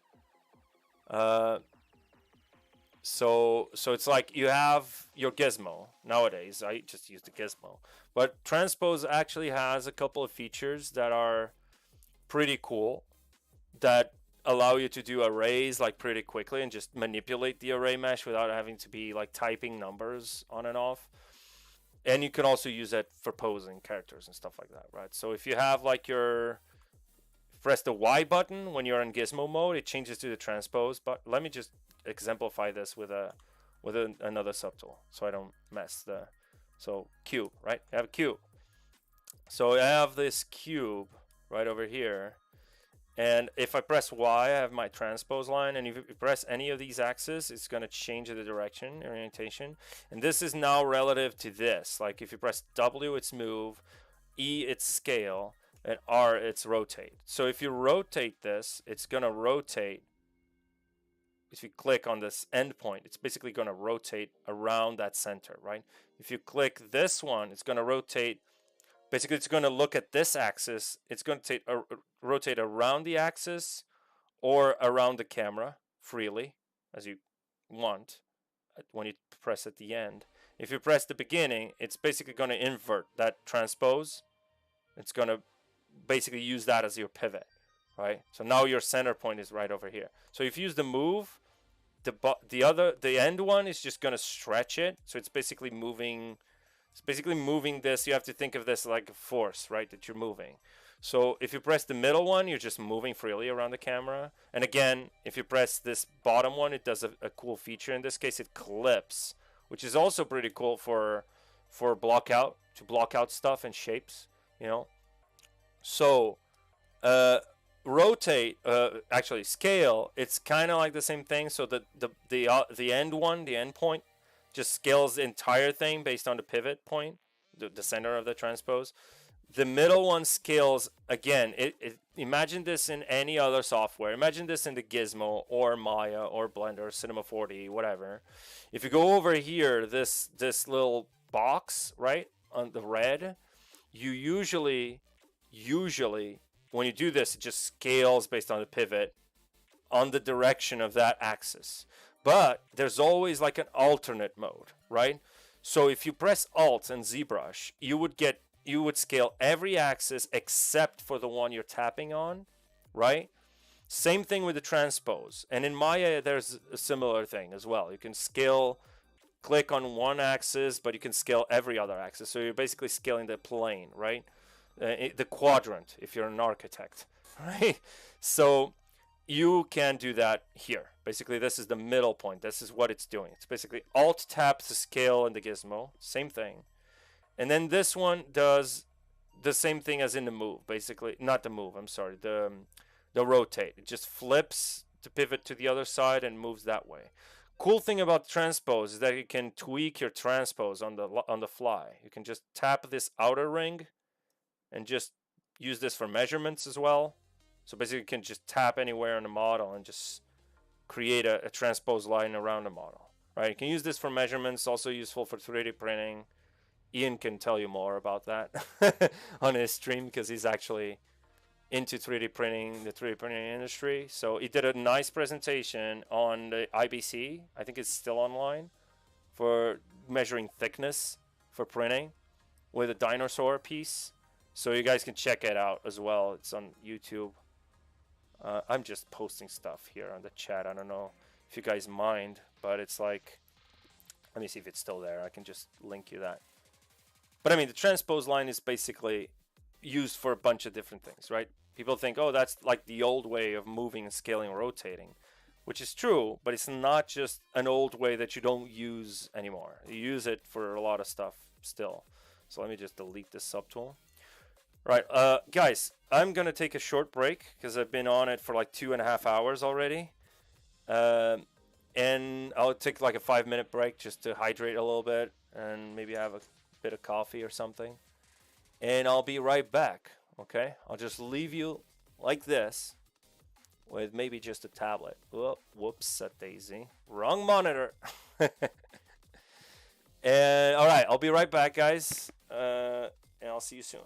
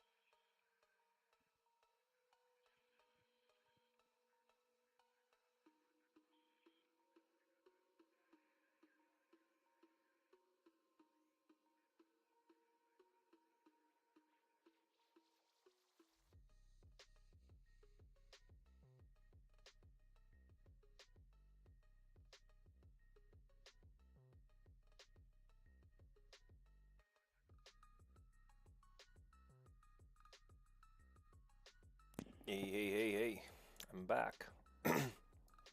What's up? Yeah, just grabbing some water. All right, let me check the chat real quick.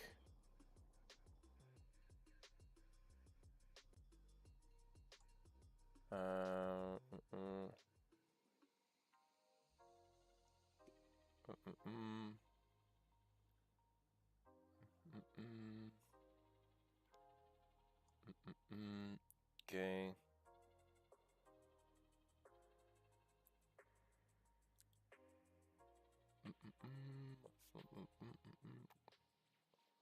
Okay. Is there a way to hotkey gizmo tools such as bend? Not that I know of. Not that I know of, but no, probably not. Let me see. Oh, there is. There's actually a way. So again, like any hotkey, let me see if it works actually. Let me assign, like, I don't know. So if I press bend curve and I assign Alt 1.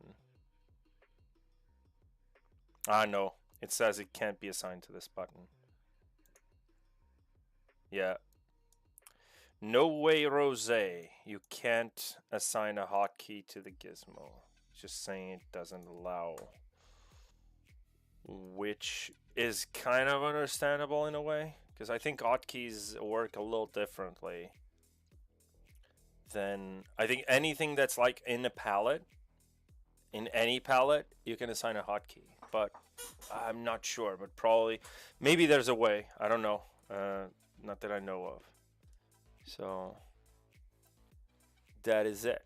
All right, so we're gonna go for maybe another hour. Let me just fix this silhouette issue that I had. I just came back, and here's the thing: you come back and you always notice stuff. Let me put on perspective and do something like that. So one of the things I'm noticing is this is a little thicker. It would be something like this, maybe less high, so something like that. And I'm checking here the silhouette and this silhouette, trying to match it. I know it's not going to be exactly how it should, but for example, you could just type in this one, push the gizmo over there. Let me see, without perspective. I'm always turning on and off, perspective on and off, because perspective kind of helps. Here's the thing, I can even do a camera, which is something I would do. So if I have this, if this is like my main camera view, I do this for rendering all the time. So if this is like my main camera view, I can go over here to draw. There's a camera tab over here, and I can store a camera. And then I can tell it main. I'm going to call it main. And now I can assign a hotkey to one of this. In this case, it's Control 1 to just shift up, down, whatever. I should be Control 2, Control 1. And the store camera, I actually don't have a hotkey, whatever. So if I go, like, change my camera somehow and press Control 1, it goes back, right? This is a way to snap like into like a bookmark camera.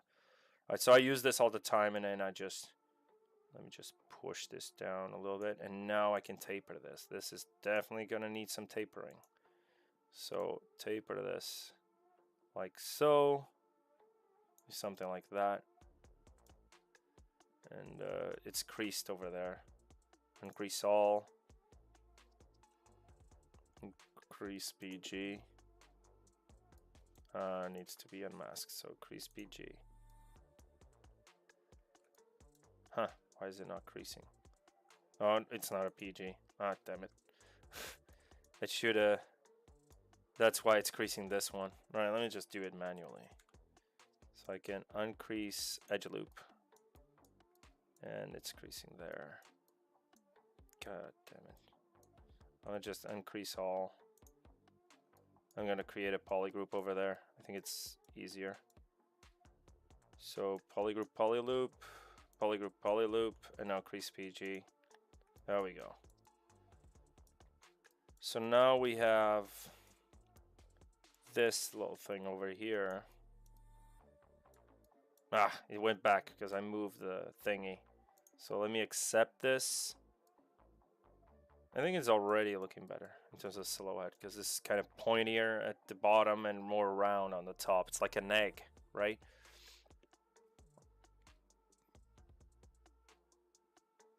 No. What, you mean the camera? Is the camera that did it for you? The camera thing? IC film? A lot of people don't know this, actually.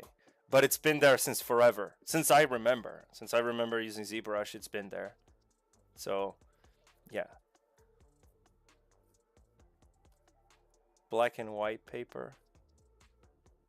What, oh, you mean this thing over here? What do you mean? You mean this thumbnail thing? This is actually for me to try to match the silhouette. I mean, to help match the silhouette. I can change the camera as well, like the focal length. I can do a little bit more like exaggerated perspective like that. But that's not really what's in the concept. I would say it's pretty flat. It's kind of like I'm doing 85 millimeters. So let me try like this angle. Yeah, this kind of works. This angle is kind of what we want. Maybe we want something that's even more tilted. And now we can store this on top of the camera that we already have. So we have this selected. We can store camera, call it main. So now we have two cameras, both of them called main. So I want this main camera deleted. I just want one camera. That's the camera, right? Yeah, yeah. I use this, and sometimes I used to use I used to use the zap link for the camera thing. But since I figured out I could just use the draw tab, it's like, why even bother, right? So yeah, just use this little thing over here, right?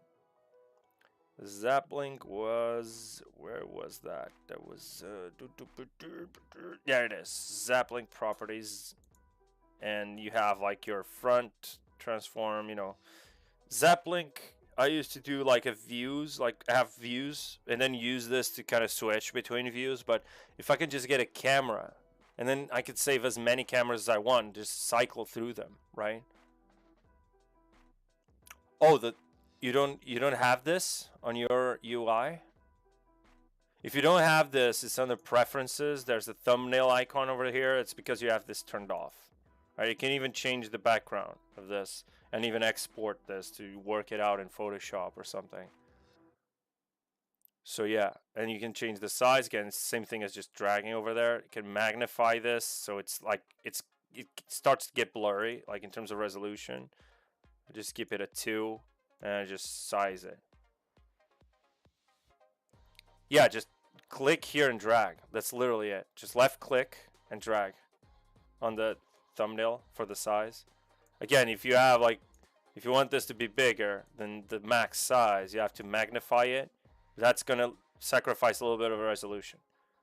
But it's great if you wanna check something on your reference or whatever. So I don't want to magnify, so I'm gonna scroll this down to 2. I just want to have a clean kind of silhouette over there. All right, so let's go back to this. Another thing that I want to do here is actually have, let me duplicate this one, and I'm gonna, duplicate this one, and I'm gonna change this to a polycube. Very simple. Everything is super simple, super blocky at this stage, right? You want to have total and easy control over your shapes and forms at this stage, because you might need to change something radical, and it's easier to change things once you have when you only have like the very basic forms, right? When you have a lot of detail, it's harder.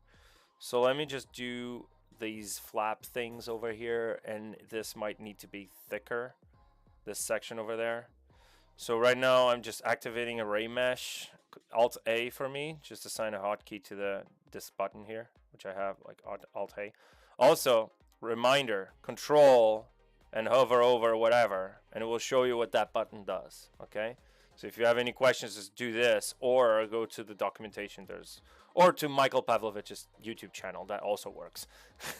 Works for me. So, you know, either one of those, either the documentation or the video documentation via Pavlovich's YouTube channel. You know, that's my video documentation.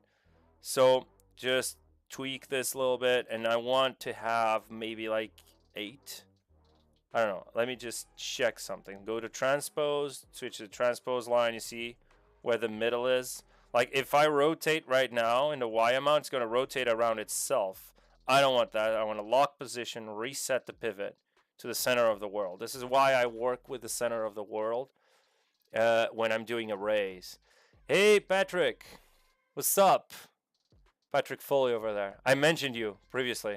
I don't know if you were here before, but when I was doing this, it kind of looked like a sushi thing. And I was like, that's Patrick 4D, you know? I'm learning without learning. Doing a sushi spaceship. So yeah, repeat this along, let's say like 8 repeats, and just do like 360 over here. And there we go. We have our little flaps over there just to keep this. I mean, I'm guessing today we won't even finish the blockout, which was the initial plan, but I spent like an hour and a half, 2 hours almost, just going through IMM curve brushes, just because there was a few questions regarding that on my Discord server, so I just maybe rotate this around like that, so it's little, like the silhouette from the top reads a little better. Yeah, there we go. So Control 1 again to go back to our camera, and it's coming together a little bit. Still have to think about what to do with this kind of shape over here, because I don't really like it. I like it, but it's like it feels too flimsy, especially in 3D. And I was thinking of adding some piston cool things, you know. I don't know. Let's see. Let's see. So, yes, tuned in. I appreciate sushi mention. Yeah. Sorry for a lot of questions bothering you. Great. No way. No, keep the questions coming, man. I like answering questions. You know, kind of reminds me when I was teaching. So keep them coming. Icy film. Keep them coming. So, all right. So this other thing that kind of connects, this little flap thing over there, we could also start from this subtool. Because I can duplicate by pressing Control. Let me just turn off dynamic. And I can switch this to like a cube. Just rotate the camera. Don't move the gizmo, because the gizmo has, don't orient the gizmo in a different manner. That's what I mean. And actually, let me add some divisions over here, because this is mainly a shape that's, well, the curve of the shape is only from the side, so I only need divisions over there. And maybe go something like this.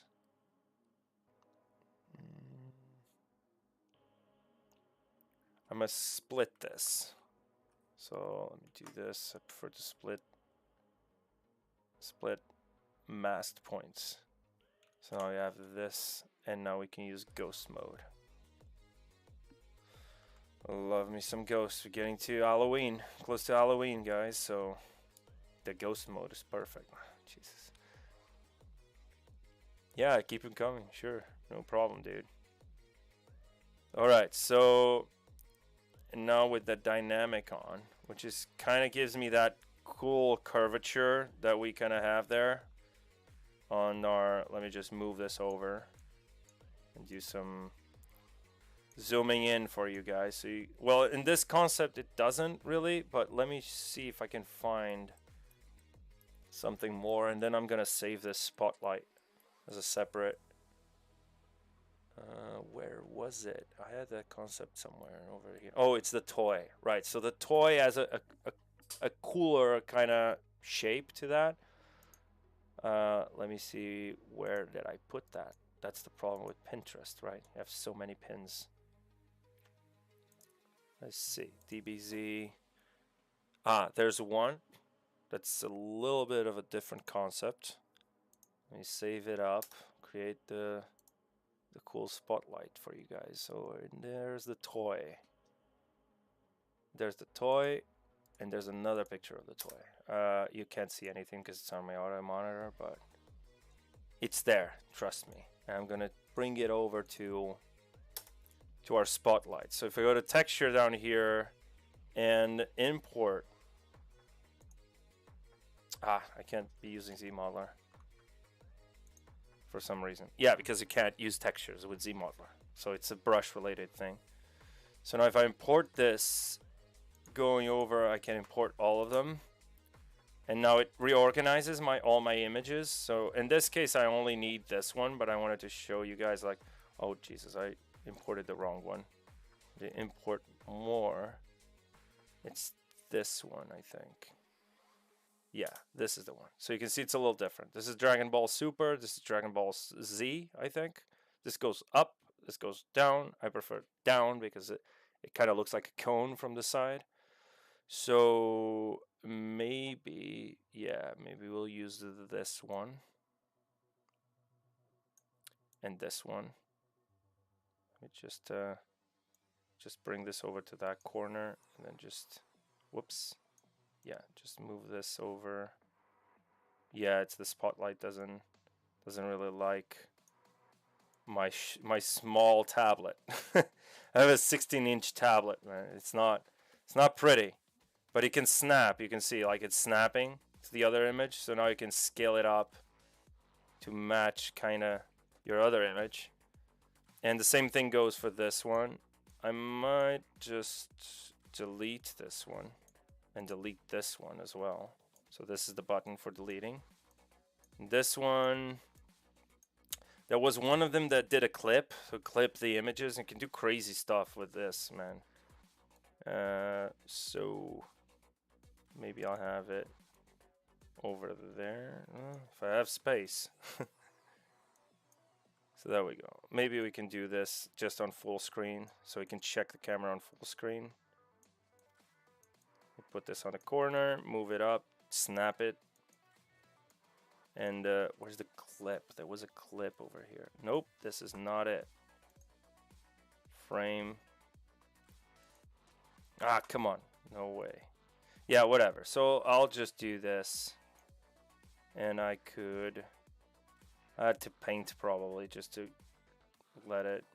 Was it the extender on the opposite? Yeah, it's the extender, but that's gonna work. It's not gonna work like I intended. So I can extend. Yeah, I can see what is happening. So let me try to get this, at least get it to a point where it's a little shorter. It's going to the middle. Yeah, so we can just move this up down here. There we go. Now we have our full screen thing. Just press Z to go back to, well, back out of Spotlight. And now we can use this and do some cool things to make that curve over there. So let me do deformation. Look at deformer. Why is it twisting? Oh, did I mess this up? Yeah, I messed with the orientation. There we go. Actually, I can just reorient this and then rotate it. Deformer. So let's do one division. Just to simplify things, I use the deformer, so I don't have to keep. Actually, I don't want any resolution here. I just want to change this shape. So I might as well just go with something like that. It's like a blade, it goes like this, right? And it actually goes down like that. Let's turn off transparency for now so we can see what's going on. Yeah, this one needs to go like that, and maybe it would. No. Let me see. There we go. moving this up a little bit, and we can also crease this after the fact, but for now it kind of works. So now this is only for me to like gauge the distance between the engines and the main body, right? So we're kind of doing this. This feels too thin, especially like in this concept. Looks like it's very bulging. So I'm gonna split this one, Control Shift click and Control Shift A to make sure everything is selected here. And I'm gonna split hidden. So reverse selection, go over here to split hidden. I have to organize my menus a little better. Split hidden, then I want to close this as its own, like with a convex hole. So close convex hole spline and just tap this. I want to have this as a single poly group. So I can now, if I want to uncrease and crease, I just uncrease and increase PG, and it's there. So it's done. And this one could be thicker, like that. Control 1 to go back to our camera. Yeah, much more like this.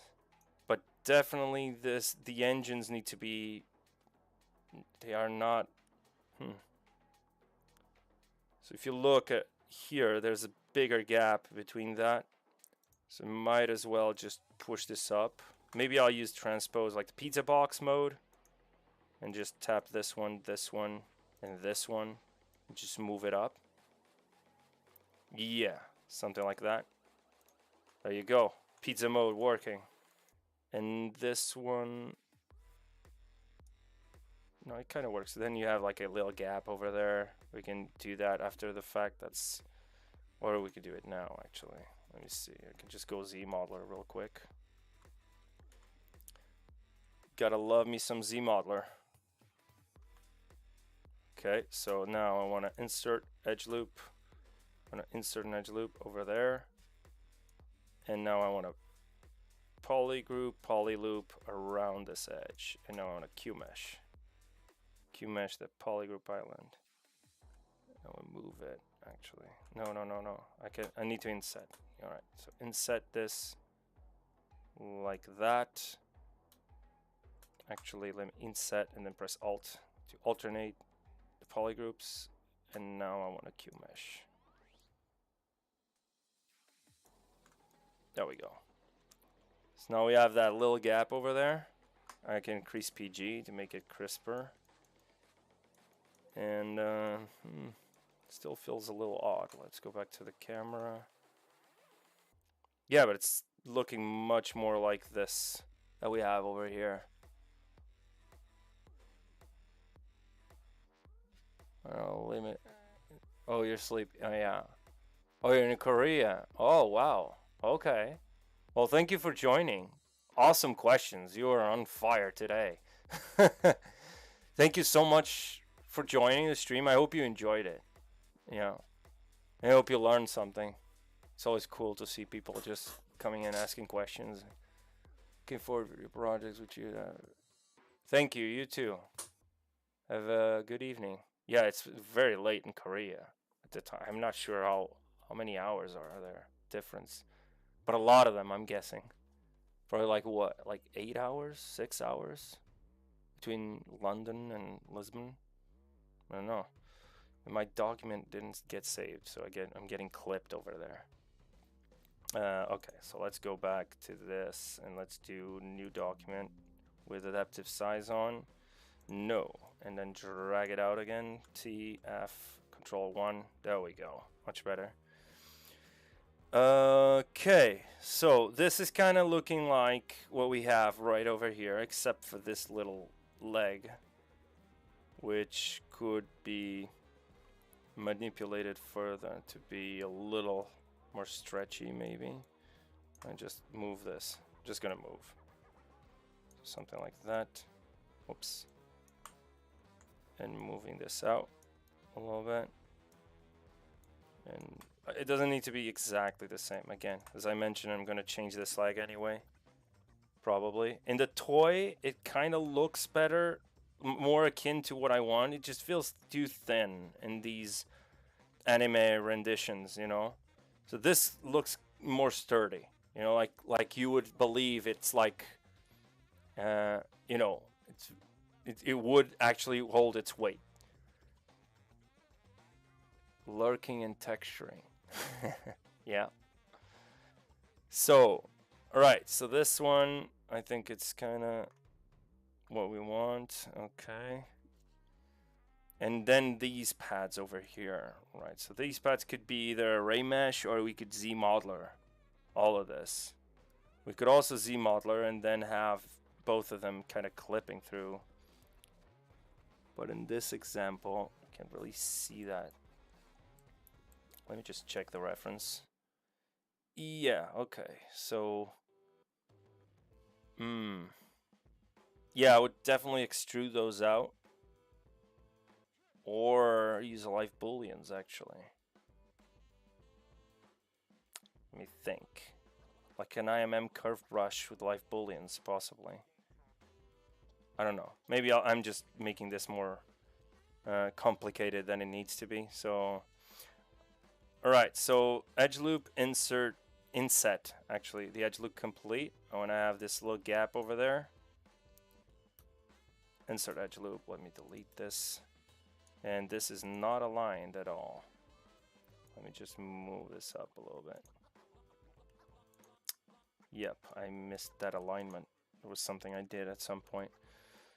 Okay, whatever. So now we need to think about this. Maybe I should do like an IMM like panel around, or maybe not. Maybe I can just do this. Alt to have different polygroups, and then this is a single polygroup, right? Yes. So, okay, polygroup all, and I want to Q mesh. Actually, do I want to Q mesh or? Oh, I want to inset actually first. I want to polygroup all, and I want to inset each poly. So this is what I'll be getting. Something like that. Then Q mesh, polygroup all. And now we can even use the scale over here. We don't need to go over with our gizmo. Where's the scale? Jesus. There, right below it. Polygroup all. Scaling it. Actually, let me go over here. So axis, mesh center, local symmetry, polygon center. There we go. This is what we want. Well, it's not exactly like the concept, but we can change this. It looks too thin. And this is also still not like the concept, so we might as well just crease and make this thinner. Make this a little thinner. And then I want to be able, since I have these polygroups that I created, so I can just go Q mesh, polygroup all, and holding shift key. There we go. To get it closer to what we want, and crease PG. Actually crease to see how this works. Yeah, this is the issue. So now I might need to, instead of creasing this, I might need to do an inset over here because it's going to give me this weirdness. It's still going to have like a high poly kind of workflow after. This is just the low poly stage. So inset, polygroup island, and whoa, not each poly, just entire region. Let me uncrease this before. Oh, Jesus. Yeah, so you have to be like on this face, but on that edge, right? Instead of this one. And now inset, and we can do a very sharp-ish kind of inset. It's still not giving me that. Yeah, I think the better solution would actually be to use live booleans. Let me just tap this. Live booleans would actually work here. Yeah, this is too thin. So I can even go over here. This is our dynamic, not dynamic, gizmo. So use dynamic symmetry. And then just, actually no, I'm gonna use, this is perspective, Jesus, I'm dumb. So local symmetry dynamic on, and I wanna change this to the y-axis. So I can actually just mask this entire area with an O perspective. No dynamic subdivision, just like that. Just move it. Actually, without the dynamic on. It needs to be, yeah, there you go. So invert this and make it thicker. Yeah, sort of like that. Again, this isn't supposed to be the final model, but if we have this already kind of set up, there we go. Actually, no, this one needs to be bigger. All right, Control 1. Let's check silhouette again. Yeah, this can't be that thick. Something like that. Right, so this is just a very kind of simple blockout. So we still have a lot of things here, like these panels here, these cuts over there. This, I would actually either do one panel and then use array mesh to repeat it over. That's probably what I would do. So let me check. Let me try stuff. Let's just try stuff. So let's go ghost mode again so I can actually interact with what's underneath. And you can see this is kind of like in the middle of where this is standing. So probably I'm going to paint this polygroup over here. Let's actually try more panels. How many subdivisions did I add to this? So, whew, I don't remember. Let's just try it. It's 4 because it's a power of 2, right? So if it's power of 2, that's why I always work with power of 2, you know? Because when you're in doubt, as long as it's a pair number, it will work, you know? So I'm going to do the paneling maybe up until here. And what I can do is actually go to QMesh, Polygroup Island, or whatever, and then just do this, but then press and hold Control. And it's actually creating another set of, and I can do that, and then tap Alt to get new polygroups, and Control Shift Tap, and then I'm gonna split hidden. Yeah, I need to change this custom menu. Split hidden, and now I have a panel right there. It's pretty simple, not a super complex panel, but it's one of the ways. So there it is. Whoops. And now this panel, we can turn off transparency. This panel can have, for now, dynamic subdivision thickness, which we can do the offset in. Goes in. We could have used panel loops. We could have used live booleans with surface, maybe the ZModeler topology as well to create those panels if they were like very intricate in design and stuff. But this is just a regular kind of rectangular-ish panel, so there was no need for that.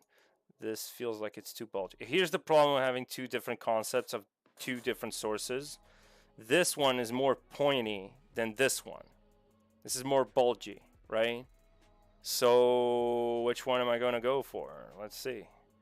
So I don't know, maybe the bulgy one. Then the bulgy might look too bulgy. No, probably the bulgy, whatever. So you can see here, like in this case, in the concept, it's in between the panels.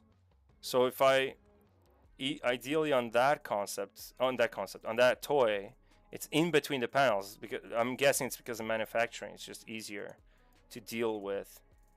Like, let me just scale this up, scale this down a little bit. Let's go. But I might not do that actually. I might do this and then just add maybe some live booleans or extrude them, whatever. All right, so now let's test out array mesh. So it has to have that interval right there.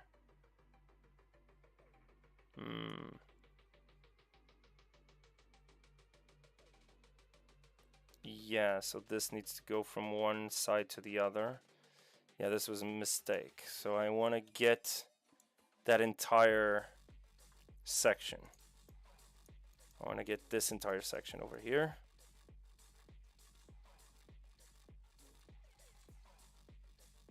Like that. Like that. Just paint that entire panel. And I want to do the same thing. And then just tap, tap, tap, and split hidden. There we go. I can go back in terms of polygroups to where it was. And this panel is going to be our panel. I can delete the other one. Jesus, the naming here is crazy. Body BO1_2. Hey, amazing cub. Amazing. I'm loving you guys, like your names. Your names are so like amazing cub. It's incredible. It's an incredible name.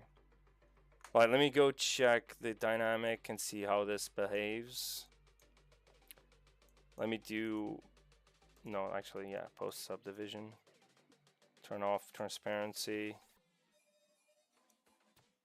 Yeah, okay. So this would be it, I'm guessing. Or I could just do it after the fact, after the high poly, but we can at least have something here, right? So we could even have extrude, edge loop, actually edge loop, I prefer this one, and free angle, no free angle, it's a planar angle.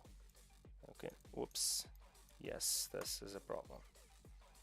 I want a planar angle, but I want parallel sides on the sides, so now I can do this, tap alt, I can just extrude out, even though it's a one plane, and just tap D, and that is one panel. And now array mesh together with this, I could even just copy the settings from this one, but it's fairly easy. So let me just check the pivot.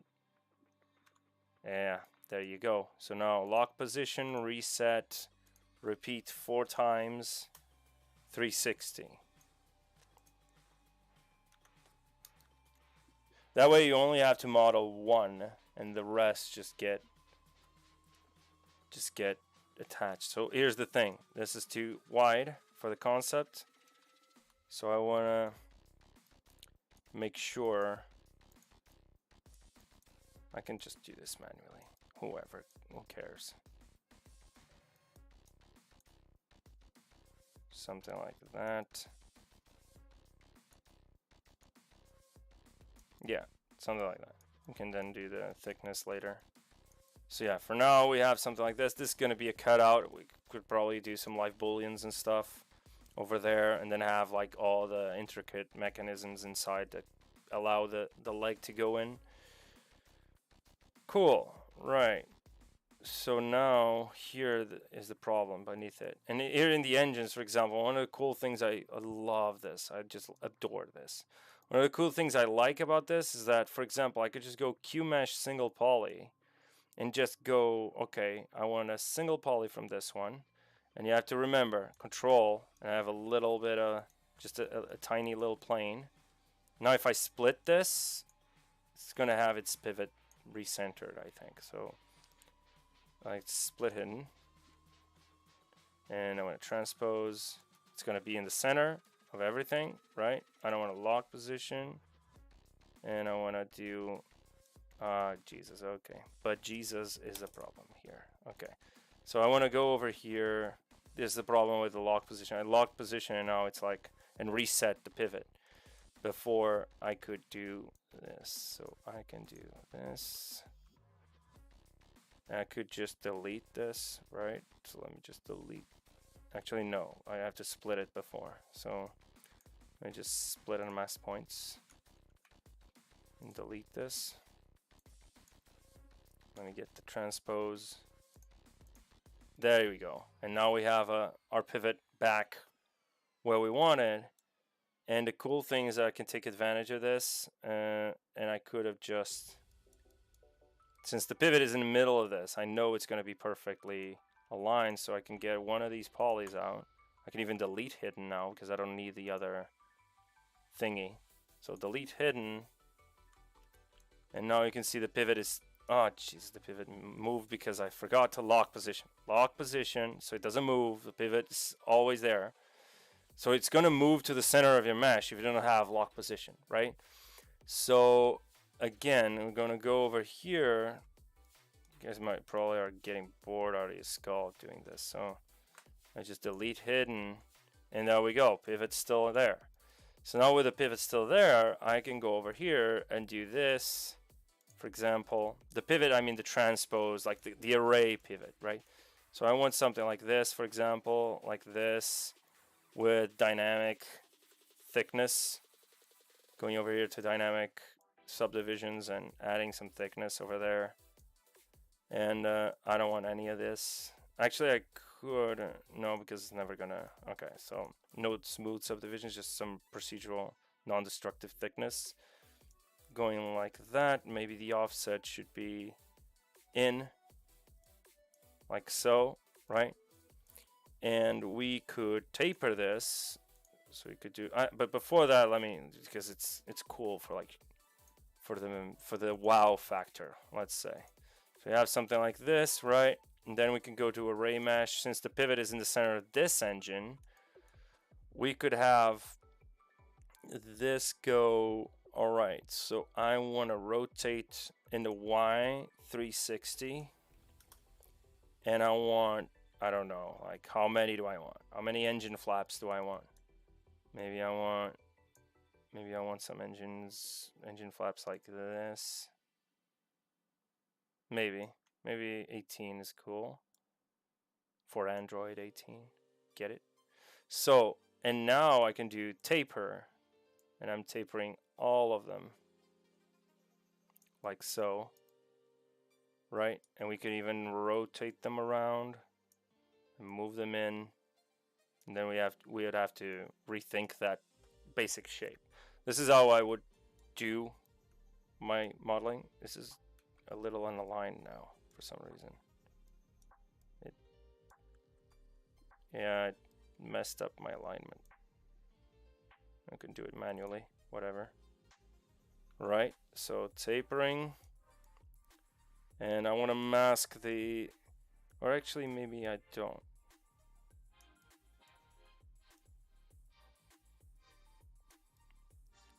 Yeah, okay. So we have some tapering going on, and I want to rotate it in and push it in, like so, right? And now we can get rid of that middle section, and we can append a new stage. And in this stage, we want to reset the pivot, right? So if I look at my transpose, the pivot is now in the middle, and now I can just rotate it around every, like do the same as I would in the engine. So now I would do 4 over here, not 43, 4, and rotate it 360 degrees around that. And now we have all of the flaps, and we only modeled one. Yeah, sure. W11GU. I don't know how to spell that. So, sure, ask away. I mean, I've been answering questions for half of the stream, so so it's like no wonder this is so behind, you know, this entire thing. But yeah, go ahead. I mean, I'm here. That's what I'm here for, right? And let me just get this. Whoops. Flat island. There's a flat island. Let's go do this. Actually, can do. There we go. Huh.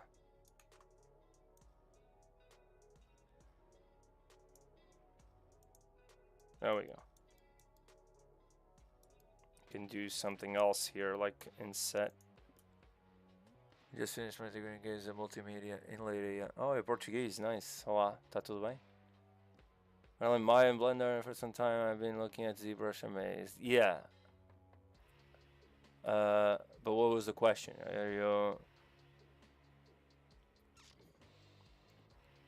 Well, it's not complex. It's just that the interface is different. It's a lot. It's like you can't go into ZBrush with the same preconceived notions you would have from other software, because other software are pretty standard. They have like their way of organizing the interface. But you have to keep in mind, when ZBrush was invented, it was invented for fine artists and production artists. And at the time, production artists were actual artists that would physically do stuff for visual effects, right? Most of the production artists worked with practical effects. So this was more like towards like for the mind of the artist, because what I learned from teaching is that most people that have previous experience in 3D have a harder time with the ZBrush interface. People that have zero experience in 3D usually get in immediately. So what you have to sort of understand is that the interface is it's more like a different mindset that you have to have, right? But it's not that hard. It really, trust me, it's not hard. It's just you get used to it, and once that initial steep learning curve hits, you'll be flying, you know? So there are some amazing classes on getting started on ZBrush on Z Classroom. There's also Cineverse. So there's a bunch of, like, there's Michael Pavlovich's website. Not website, the YouTube channel.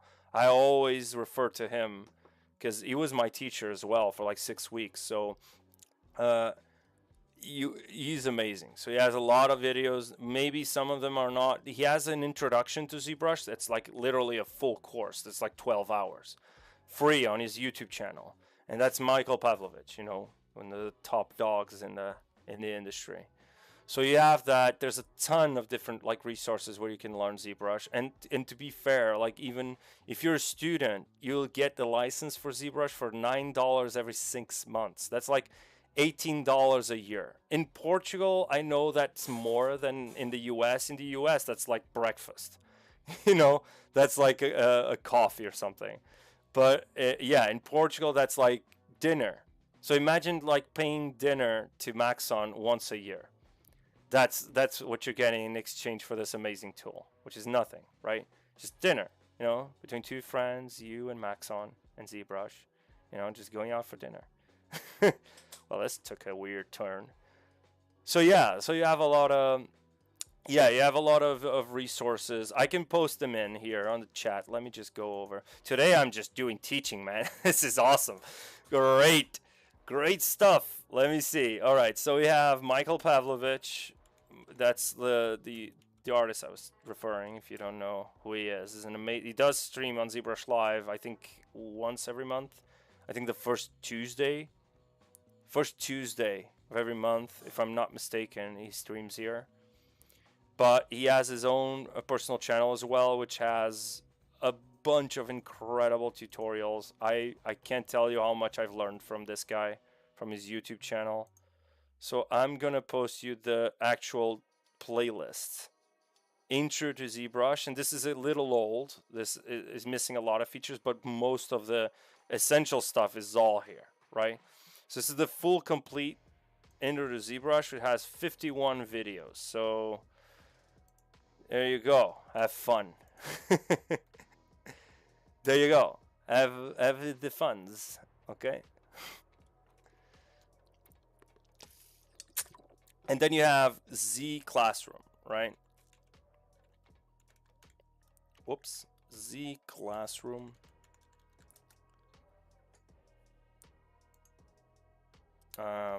Jesus, why doesn't it appear? My browser doesn't know in which country he is. So it's like crazy, like, oh, do you mean whatever in America or whatever and whatever? Doesn't know, like, and I don't use VPN, so I should actually, but you know, don't worry, no sponsorship message coming. You know, but yeah, so let's see, where was it? Oh, there it is. Okay, so training, Cineversity, and Z Classroom. There it is. So I'm going to post everything on chat. So there's Z Classroom. Just explore this page. You have by difficulty level, like assign beginner, intermediate, and advanced right over here. This is the Z Classroom, pixelogic.com/Z Classroom. Then you have the Cineversity, which has amazing courses. There's a Getting Started with ZBrush with Anna Carolina. That's amazing. It's also an hour and 50 minutes. Like if you just want to get started to start doing stuff, this is what I would advise you to do. Just get a very basic understanding of the interface, very basic understanding of like Dynamesh, because ZBrush is the only software. And I was talking to some people at the summit, and I think Ian was one of them. Yeah, we were talking. It was Ian actually that told me. ZBrush is the only software that you'd only need to know 5% of the software to actually start doing stuff and start doing and creating amazing images, right? All the other software that you can think about, especially in 3D, you have to know, I would say at least like 50% of the software to actually start pouring out images. You have to understand rendering. You have to understand this and that and that. And it's much more technical, right? ZBrush is meant for artists, first and foremost, right? So you have all the links there. And I would be happy to help you out if you have any questions. Just join my Discord server. I'm going to pop the plugin, the shameless plug again. I'm just going to bring that in, that little code, that little shameless code. All right, there it is. All right, so this is the Discord server. If you guys want any questions answered, anything you might have, any anything that's like blocking you from progressing in one of these videos or whatever, you can ask away. I'll just pop in when I can, when I'm on Discord, and reply to you guys and help you out. So yeah, so that's the gist of it. So you have me on that Discord server, and you have everyone else from the ZBrush team. From if you post a ticket, if you have like a very technical issue, just submit a ticket. But if it's more like, how do I do this, how do I do that, I'm more than happy to help. Just ping me, and then yeah, then we should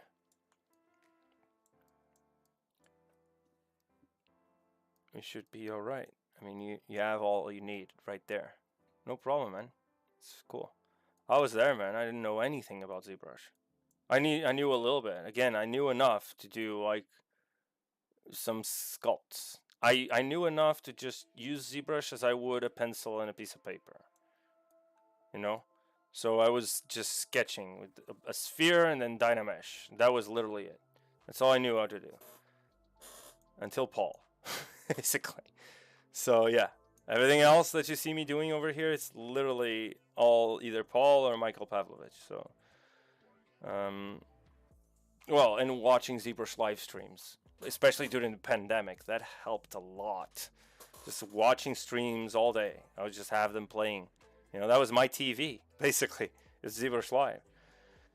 All right, so I want to maybe do this with a few more so it doesn't look as stiff. Let me just maybe do 16, maybe double. No, it doesn't look as good, so maybe 8. 8 is fine. Okay, and maybe I can taper it now. I just taper it, it's just easier. Yeah, this looks better. Like little blades or something.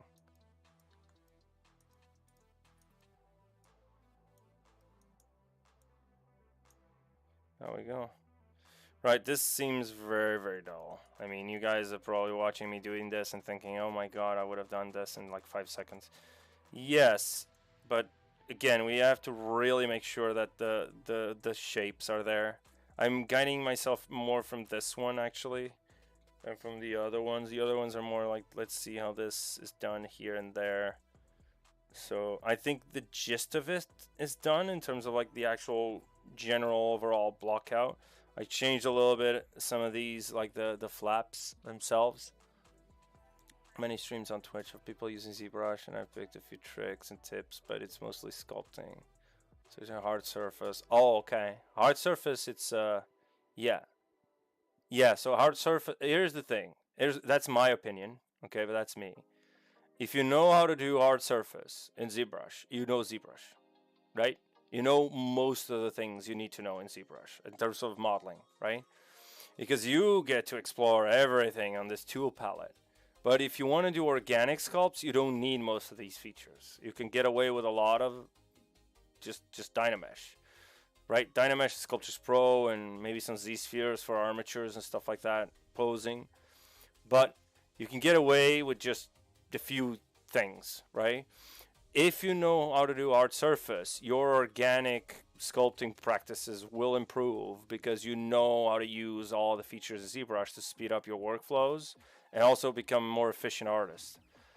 The other way around sometimes doesn't really apply. You know, maybe there are some features that are very much for like organic sculpting, but they can be used for example, a feature that almost every artist that does organic stuff uses is surface noise, right? I use surface noise for hard surface as well. Like if you look at, let me just show you this little thing. Shameless plug again. It's shameless plug time. There you go. If you go over here, this little ship, see that right there? That's surface noise. Those details right there, that's all surface noise. I don't know if I have, yeah, I forgot to put the clay renders. Oh, Jesus. Whatever. So there you have, where is it? There was a point here when I was trying to do the surface. Let's see. Yeah. So you see that? That is literally a flat thing. And it's a little warped because it's using UVs. You see how warped it is? That's because it was using UVs, and the UVs were still messed up because I was still modeling. So later on in the video, this is actually the full time lapse. I have another one for Instagram that's not a full time lapse. Where is it? Oh, I think that was it. Nope, not yet. Let's see. Yeah, so the surface noise can be used for a bunch of different things. And I use them for hard surface all the time. I don't know if I have the image, but I had another submission that I submitted to Michael on his class, which was a Star Destroyer. I made a ship, basically a camera shot from behind in like a whole scene of like a space battle, you know. But you had like this Star Destroyer that was a very basic like model. Everything else was, it's like it was either IMM or surface noise. You know, so it was made in like what, like 2 hours or 1 hour maybe, with all the IMMs and surface noise. It was a pretty decent Star Destroyer. I just can't seem to find it. I'll post it on the Discord if you're interested. But yeah, so a lot of features that can be used that are you would think they're intended for organic. Sometimes they're not. Sometimes they could be used for a lot of different scenarios, right? And I'm going to showcase that next Monday with a terrain, for example. It's still an organic feature to kind of model stuff, just to displace the geometry, but it can be used for so much more, right? So yeah.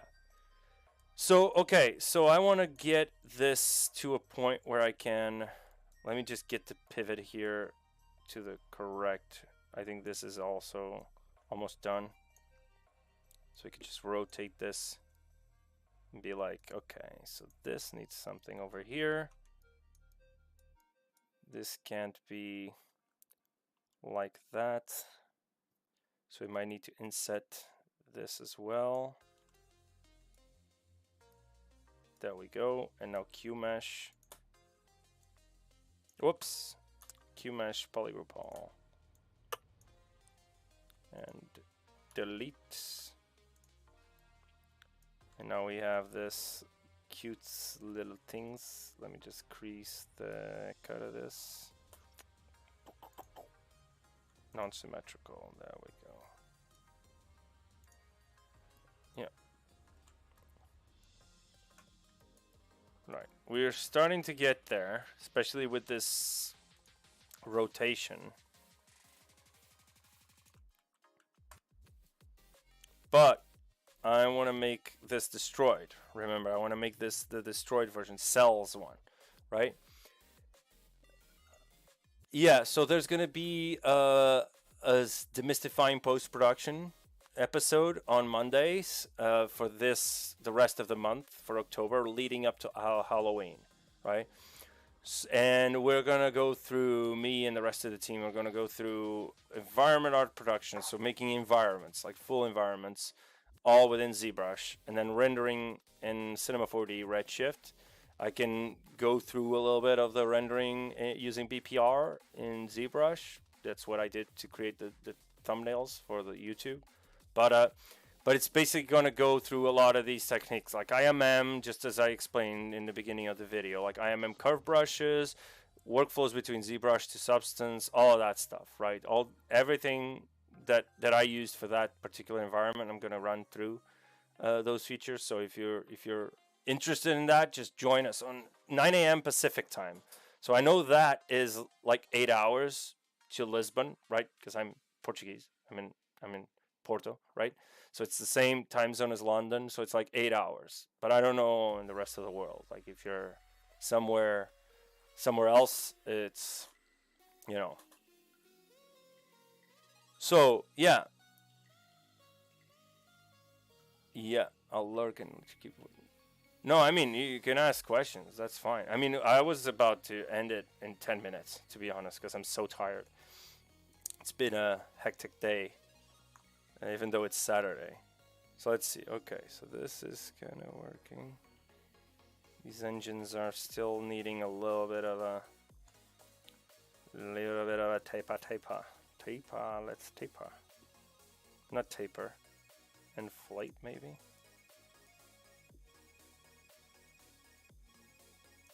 Let's do the exponent over here. Oh, no, not inflate. Yeah, it's gonna be taper. Or maybe the deformer. We can get away with the deformer. Whoops. Never use the deformer with the array on. Deformer. Except deformer again. There we go. Let's try to do this.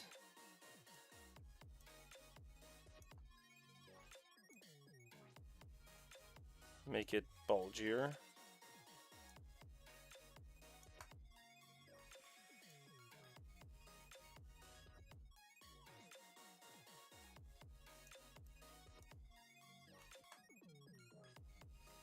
I'm gonna try to get this kind of right.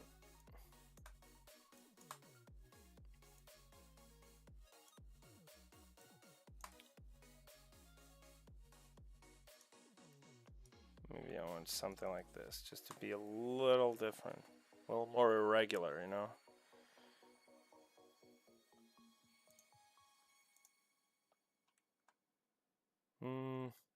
Maybe not that much, though.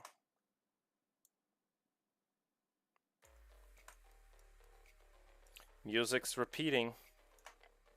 Music's been repeating for a while, I know. There we go. Something like that, or yeah, something like that. Slight changes, but we're getting there. So maybe I want to move this out a little bit. And control 1. Yeah, much better. That gap over there, bigger. That's great. All right. Okay, so these legs, I'm gonna figure this out. Like, I'm gonna try to figure this out, what I'm gonna do with these legs, and then the hinges and etc. I'm gonna get more reference for this as well. Yeah. Oh, shiny smooth. Yes, this is from Dragon Ball. Yes, this is the time machine for Trunks, right? Doing a little fan art. And I still have to figure out how can I do this without. I could actually do like an IMM curve brush, just cut it in with live booleans. That might be a solution. Yeah, this is the time machine. I'm gonna make Cell's time machine, actually, the one he stole from Trunks. So it's gonna be, there's gonna be a hole there so you can see inside, you know, with a little cockpit and all of that. It's gonna have some moss around, probably. Maybe not the moss, but I'm gonna make this because moss, we could do that in texturing. But yeah, so that, and then just a little bit of a grass area around, some grass, some foliage, and that's it, you know. So the environment's gonna be like very contained within the time machine. And yeah, so this is still not working. This doesn't look like that. Well, it looks like this one though, which is a little flatter. A little, yeah, it kind of looks like that one, but this is not working. This pinch over there, it's just So if I increase this, let me see. I see. Yeah, I need to increase that around. Okay. I need to fix this. This is probably gonna be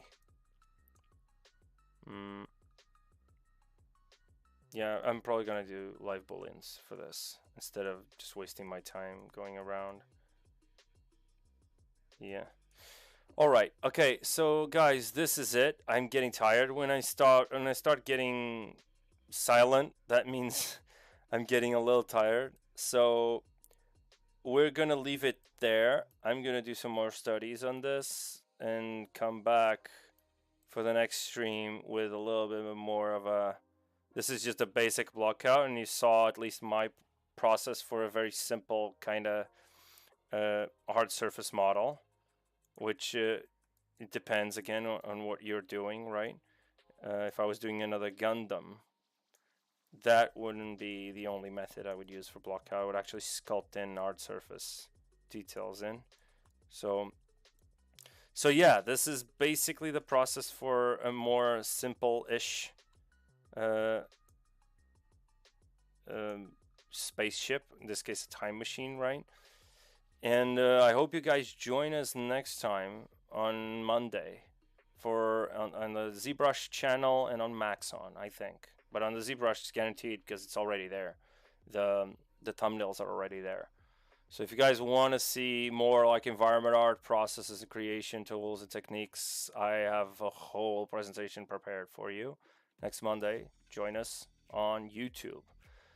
And until then, if you want to join the Discord, you want to ask questions, you want to do work and then post it there, get feedback, not even just from me, from everyone that's there that's been super helpful to each other. Just sharing work and asking questions, asking for feedback. If you want to join that community, regardless of your skill level, I always say this, people that are more like beginners, they tend to be more scared to show their work and get feedback. That's very counterproductive.